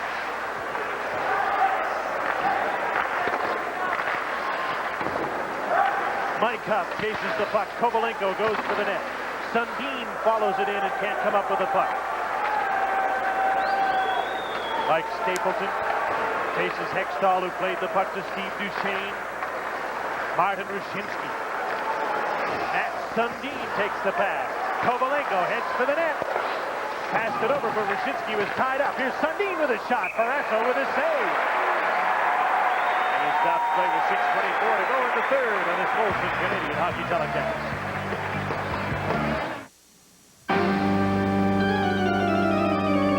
Are you home alone? Are you hungry?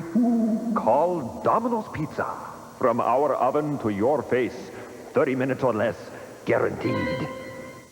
Although man is composed of over 90% water, he doesn't have to feel wet.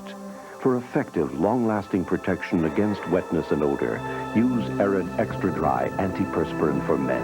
Dryness designed for men. Big lead for Pittsburgh here, 7-3 over Quebec. 6:24 to go in the third. Stay tuned following the game for our TSN Turning Point, brought to you tonight by Sony. Experience the thrill of the game with Sony Trinitron's one-gun picture tube. A picture so real you'll catch all the action. It's worth its weight in gold.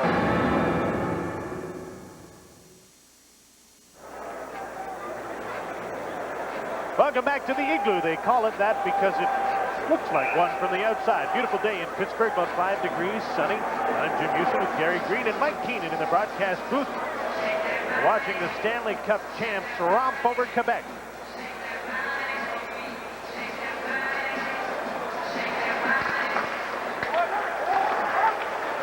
Ariel won a draw. Kovalenko steps in and gets the puck. There's a penalty coming up here against Pittsburgh in front. Kucherov's shot went wide. Pittsburgh touches the puck. The penalty is called. It'll be against the Penguins, so Quebec will go to the power play. Let's slide out to Winnipeg for an update, shall we? And at the arena there, the Jets get 2 in a row. 3-2 Sharks leading as Luciano Borsato sets up Keith Kachuk after a giveaway. It makes it 3-3. They're in the second at the arena in Winnipeg. Maybe they're just mad because they haven't been able to play together as a line tonight, but Tocchet, Stevens, and Lemieux have all been steamed here in the third period and started taking penalties, and Tocchet gets this one. They've been in a rather ugly mood. Watch this, right off the draw. Kovalenko was doing his job trying to stop Tocchet from coming through, but he did it with a little bit of force. Well, when the 5 o'clock train Tocchet comes running through and trying to get through, then you might have to use a little extra force at times. The stick comes in handy.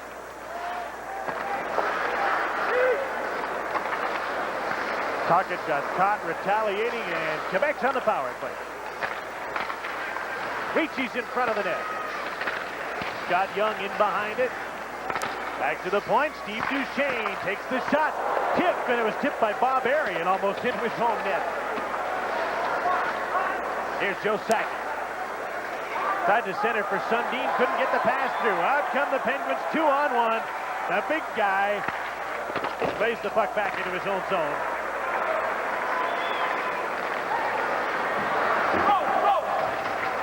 Penguins change up on the fly. Get another penalty killing unit on the ice.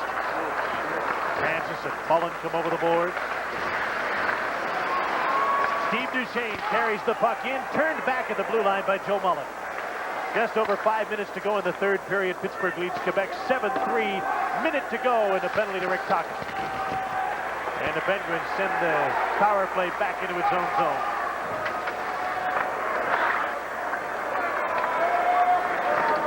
Joe Sakic.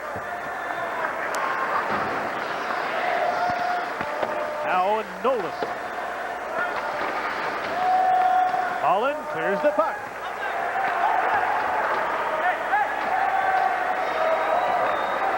Why Mullen is so valuable to this hockey club and why they signed him. He's a great thinker. Good guy to have around that. Yeah, sure is. I'm surprised, though, that Pittsburgh were able to sign him. Maybe he likes the thought of another ring. Wouldn't we all? Even just one.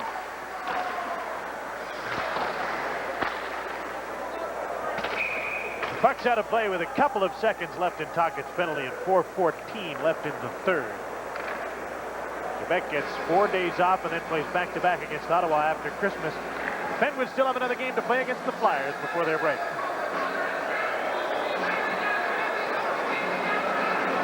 Hey, Jim, Ray Scampanello get a Christmas present? Boys will be boys. The guys had him going. He left his pants, his Cooperalls, in Buffalo last night after working a game. Robbie Schick had them in his bag, but he didn't tell Ray, and Ray came to the game thinking he'd have to wear his dress pants out on the ice to referee the game, and he was a little concerned about it tonight. And I'll tell you what, if he had to wear his dress pants, he wouldn't be bending over like that too often without it causing a few problems. The great debate before the game between Schick and Hasseltine was whether or not they'd tell him. Or wait till after the first period and then give him his real pants.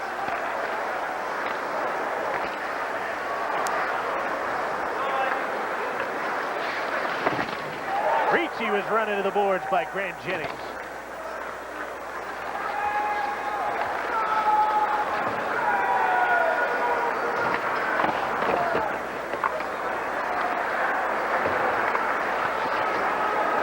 Penguins just working the clock now, leading by 4. Alexei Kucherov. Bill Lindsay behind the net. Held onto by Paul Stanton. Tackled by Stanton.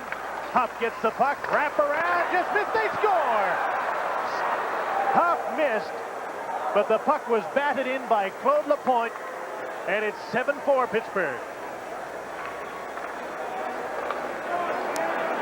Good hard work right there, and a little bit of confusion on the Penguins' part and some chasing. McEachern tried to chase from behind the net. Didn't work. Jennings didn't exactly have his man. That was Lapointe. And Lapointe was the man that did the damage. Huff was on a mission, missed that far corner, but Lapointe was there to jam it in.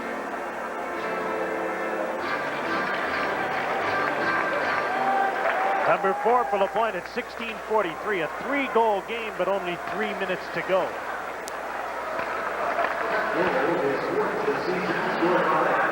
Three straight third-period goals for Quebec. And here's Tim Hunter trying to make it 4 straight. Gino Cavallini with Lapointe and Hunter, the fourth line, getting some work late in the game. Pittsburgh cleared the puck to center. Tim Hunter there to shoot it back in. Lapointe from Huff and Lindsay at 16:43 for the 4th Quebec goal.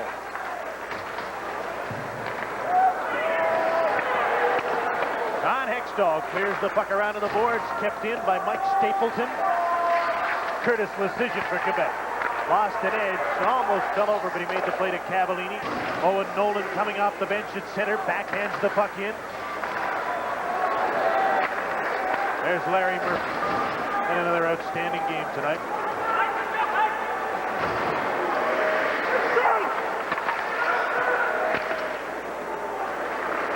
Do you believe in all these great years in the league that Murph has never been to an all-star game? That surprised me when you said that today. This guy's played almost 1,000 games and has almost 800 points. We'll be back right after this. You know, there's real magic in Diet Pepsi. It's got that special aha ingredient.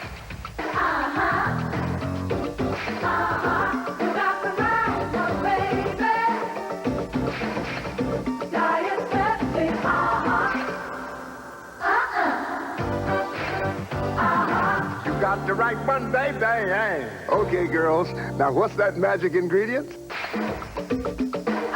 With 100% uh-huh. It's over at the Meadowlands in New Jersey. Graves, Hardy, and Mark Messier have the goals, and John Van Beesbrook celebrates his second shutout of the season and his 10th victory. The final 3-0 Rangers over the Devils in Jersey tonight. Our next telecast will come from this building. We'll watch Pittsburgh again, this time against Pat Burns and the Toronto Maple Leafs. Note the start time, 6:30 Eastern, Pittsburgh and Toronto. Both of these teams have played a lot of games. In fact, the most games in the league. They've been tied with a few other teams, but playing 36 games. And when you look at this whole schedule, the number of days since the 10th of October, that means that they've been playing a game every second day. That's a lot. When you put travel into that mixture, a lot of nights playing. Quebec's just come off a West Coast swing and had to play back-to-back with Montreal, the Islanders yesterday, and losing to Pittsburgh today, so they'll get their first big break in a while starting tomorrow. 1:41 left in this game. Another update from Winnipeg. 3-3 in the second period. The Jets go to work again. Timo Solane over for Keith Kachuk. And the rebound to Alexei Zamnov. 3 in a row for the Jets, who now have the lead. It is 4-3. Winnipeg leading San Jose. Second period. Here there was some argument over whether or not Ron Hextall should have a penalty for shooting the puck out of play, but it glanced off the glass. Little idea of Quebec's schedule. They played 11 games in the first 21 days of the schedule, 15 games then in the next 30 days in November, and they played 10 games in 21 days in December.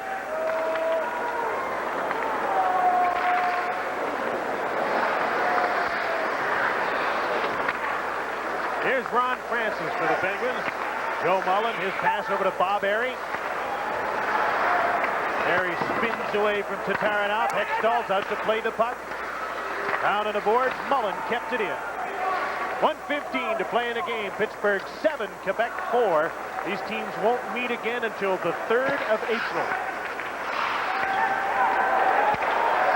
Mullen trying to get away from Duchesne, can't do it. Francis comes in to help out. He can't get the puck either. Now he's got it out front. Airy couldn't one-time it in. Last minute of the game. It's on offensive display tonight, but only from one team.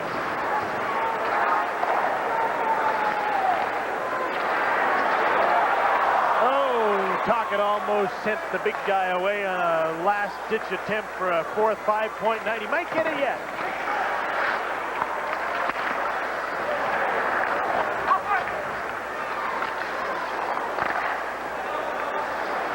Barrasso clears the puck. A crazy bounce. Here's Mario. Tocchet takes the shot. Hit a leg.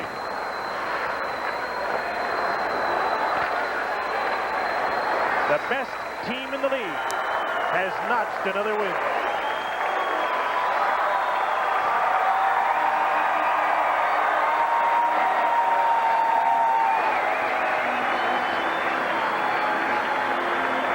A 7-4 victory for the Pittsburgh Penguins, who built a 7-1 lead and coasted home. 40-minute hockey game, that's all it took for the Pittsburgh Penguins. They knew it was all over going into the third. Quebec got some life, but it was just way too big of a lead that the Penguins had. Too little, too late, but I thought that you have to really look at the Pittsburgh Penguins and the awesome offensive display they showed tonight. They started from the beginning and just built on it until they, as you said, Gary, had the game in the bag after 40 minutes. Hey, Mike, you know what I would think? Sitting up here in the broadcast booth tonight, you might feel a little bit better about your efforts in the Stanley Cup last year. This is an awesome Pittsburgh Penguin team. It really is, and I've got a deeper appreciation for them right now than I ever have. The final score tonight at the Civic Arena in Pittsburgh, the Stanley Cup champion 7. Those would-be champs from Quebec 4. Lots more to go on the NHL tonight. We'll be back after this. For the NHL's next superstar begins here. The puck drops and the world watches as the most prolific talent pool in hockey goes for gold. The World Junior Hockey Championship live from Sweden on Real TV TSN. The Molson Cup 3 stars in Pittsburgh tonight. Not surprisingly, a Penguin sweep led by Mario Lemieux, who had 4 assists to lead the Penguins to victory tonight. The second star, defenseman Larry Murphy, who had 2 goals. And the third star, Rick Tocchet, 1 goal, 1 assist in the Penguins' victory over the Québec Nordiques at the Civic Arena tonight. Really, this one was decided rather quickly, rather early tonight. Penguins just too much firepower tonight. Are they an awesome team or what? That's really remarkable to sit and watch that Pittsburgh Penguin team go. Mario Lemieux, 4 assists tonight, and just playing, unbelievable hockey. It's just a real pleasure to watch that team. And even when the game was 7-1, you wanted to stay watching it because you weren't sure what was going to happen next. Were they going to make some more great plays? Yeah, how many points that they could put together with the big lines out there tonight? As far as Mario Lemieux is concerned, 4 assists on the night. Let's go through the rest of the NHL action tonight, beginning with Hartford at Montreal. The Whalers hanging in for a 5-2 victory. This was closer than the score would indicate, at least second period. Big night for the Hartford Whalers to win a game in the Forum, although the Buffalo Sabres need not worry. Hartford still trails Buffalo by 11 points in the Adams division. Whalers just 1 loss in the last 5. It is final now, and the Ottawa Senators suffer another heartbreaker.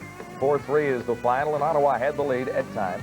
A couple of quick goals by the Washington Capitals in the third period. Mike Ridley's goal never should have been scored. Peter Sidorowicz went down way too early, allowing Ridley to pop the tying goal and Owens to come back and score the winner. Rangers got 3 goals, Graves, Hardy, and Messier, and that was enough for John Van Beesbrook's second shutout of the season. Tough to figure. The Meadowlands has always been a graveyard for the New York Rangers.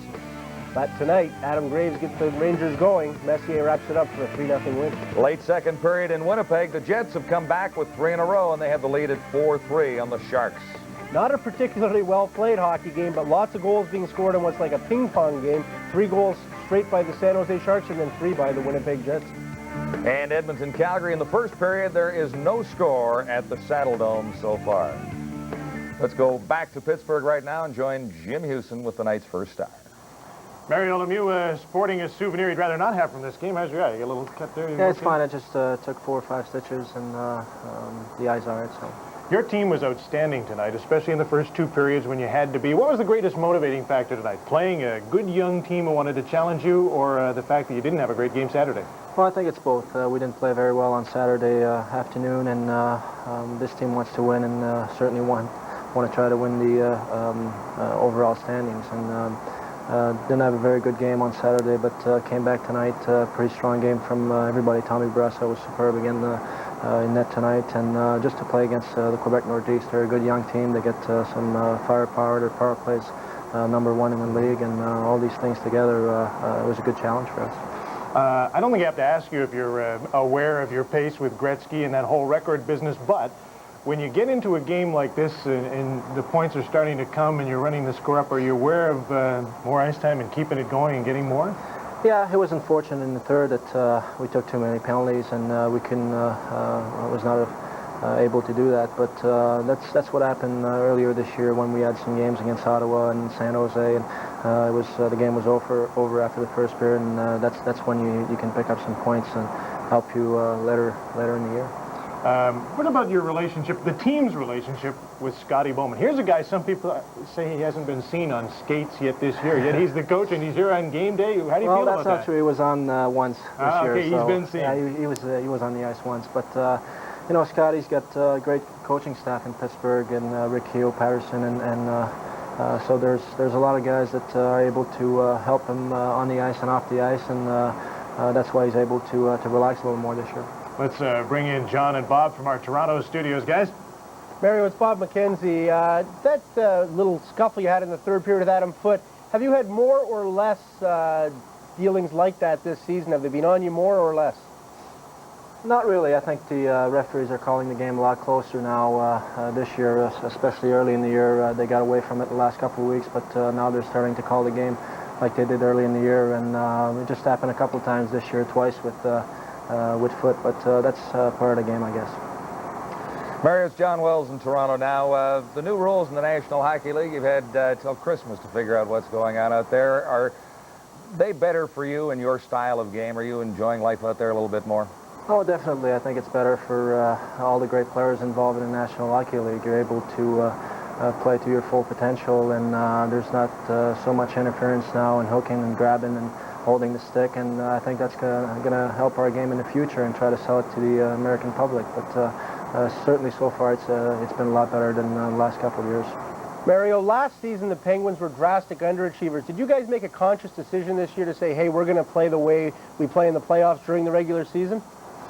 I think so. I think last year we played some good hockey, but we're not consistent the whole year, and that's certainly one thing that we want to do this year with the firepower that we have. We certainly want to win a lot of games and have a chance to win the overall standing, and I think we have the personnel to do that in Pittsburgh. Just a matter of showing up every night and working hard for 84 games. Area 92 is almost complete. You have at times been critical of this league in the past, but there's been remarkable changes in the last few months, especially your thoughts on a new commissioner, a couple of new teams in places we never thought we'd see hockey. What do you think? Yeah, I think it's great. Last couple of years with some new teams coming in, and next year 2 more coming in, I think it's going to help our image overall, especially in Miami and in California again. And that's something that we need to do in the future to sell our game on this side of the state. So I think National Hockey League is doing a great job the last couple of years. And I don't need to remind you that it was about this time of year last year that you got hurt, and I just, how about a health update just before Christmas? You feeling good? Yeah, I'm feeling pretty good. I got hurt about 3 weeks ago. I played a couple of weeks with a sore back, sprained my back. Nobody knew, but now it's feeling a lot better, and I'm able to go 100% again. Nice show tonight. Thank you. My pleasure. Mario Lemieux, a wonderful show here in a game that the Pittsburgh Penguins handled easily over Quebec. Let's send it back to you, John. All right, Jim, and Mario leads the way with 4 assists tonight. Stay with us for the TSN Turning Point coming up in just a moment. This is the NHL tonight, and the final once more in Pittsburgh. The Penguins over the Nordiques, 7-4. A little early Christmas celebration in Pittsburgh tonight.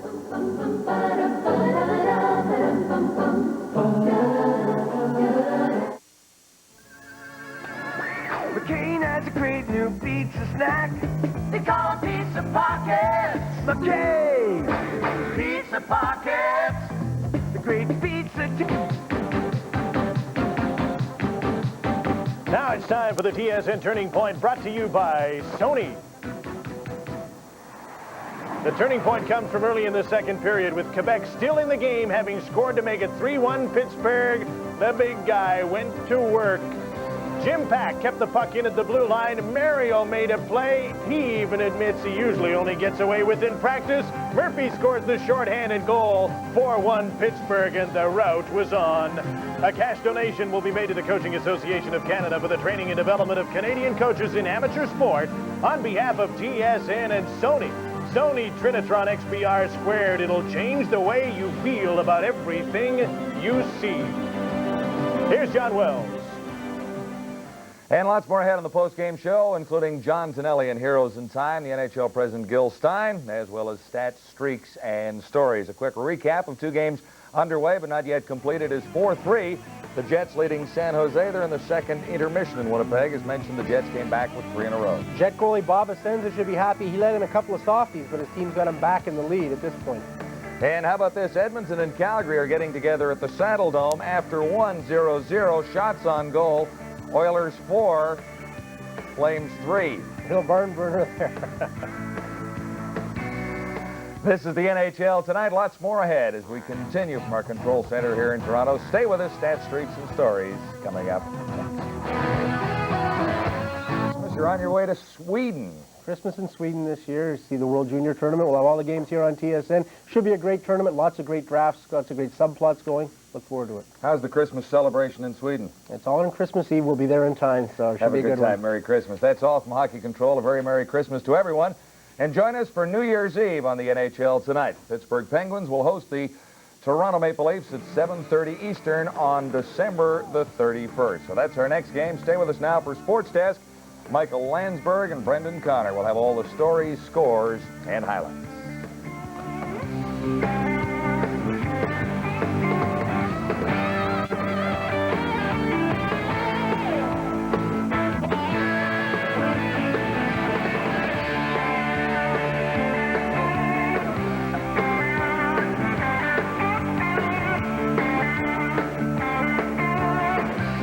Molson NHL tonight brought to you by Molson Canadian, what beer's all about, by Pepsi, gotta have it.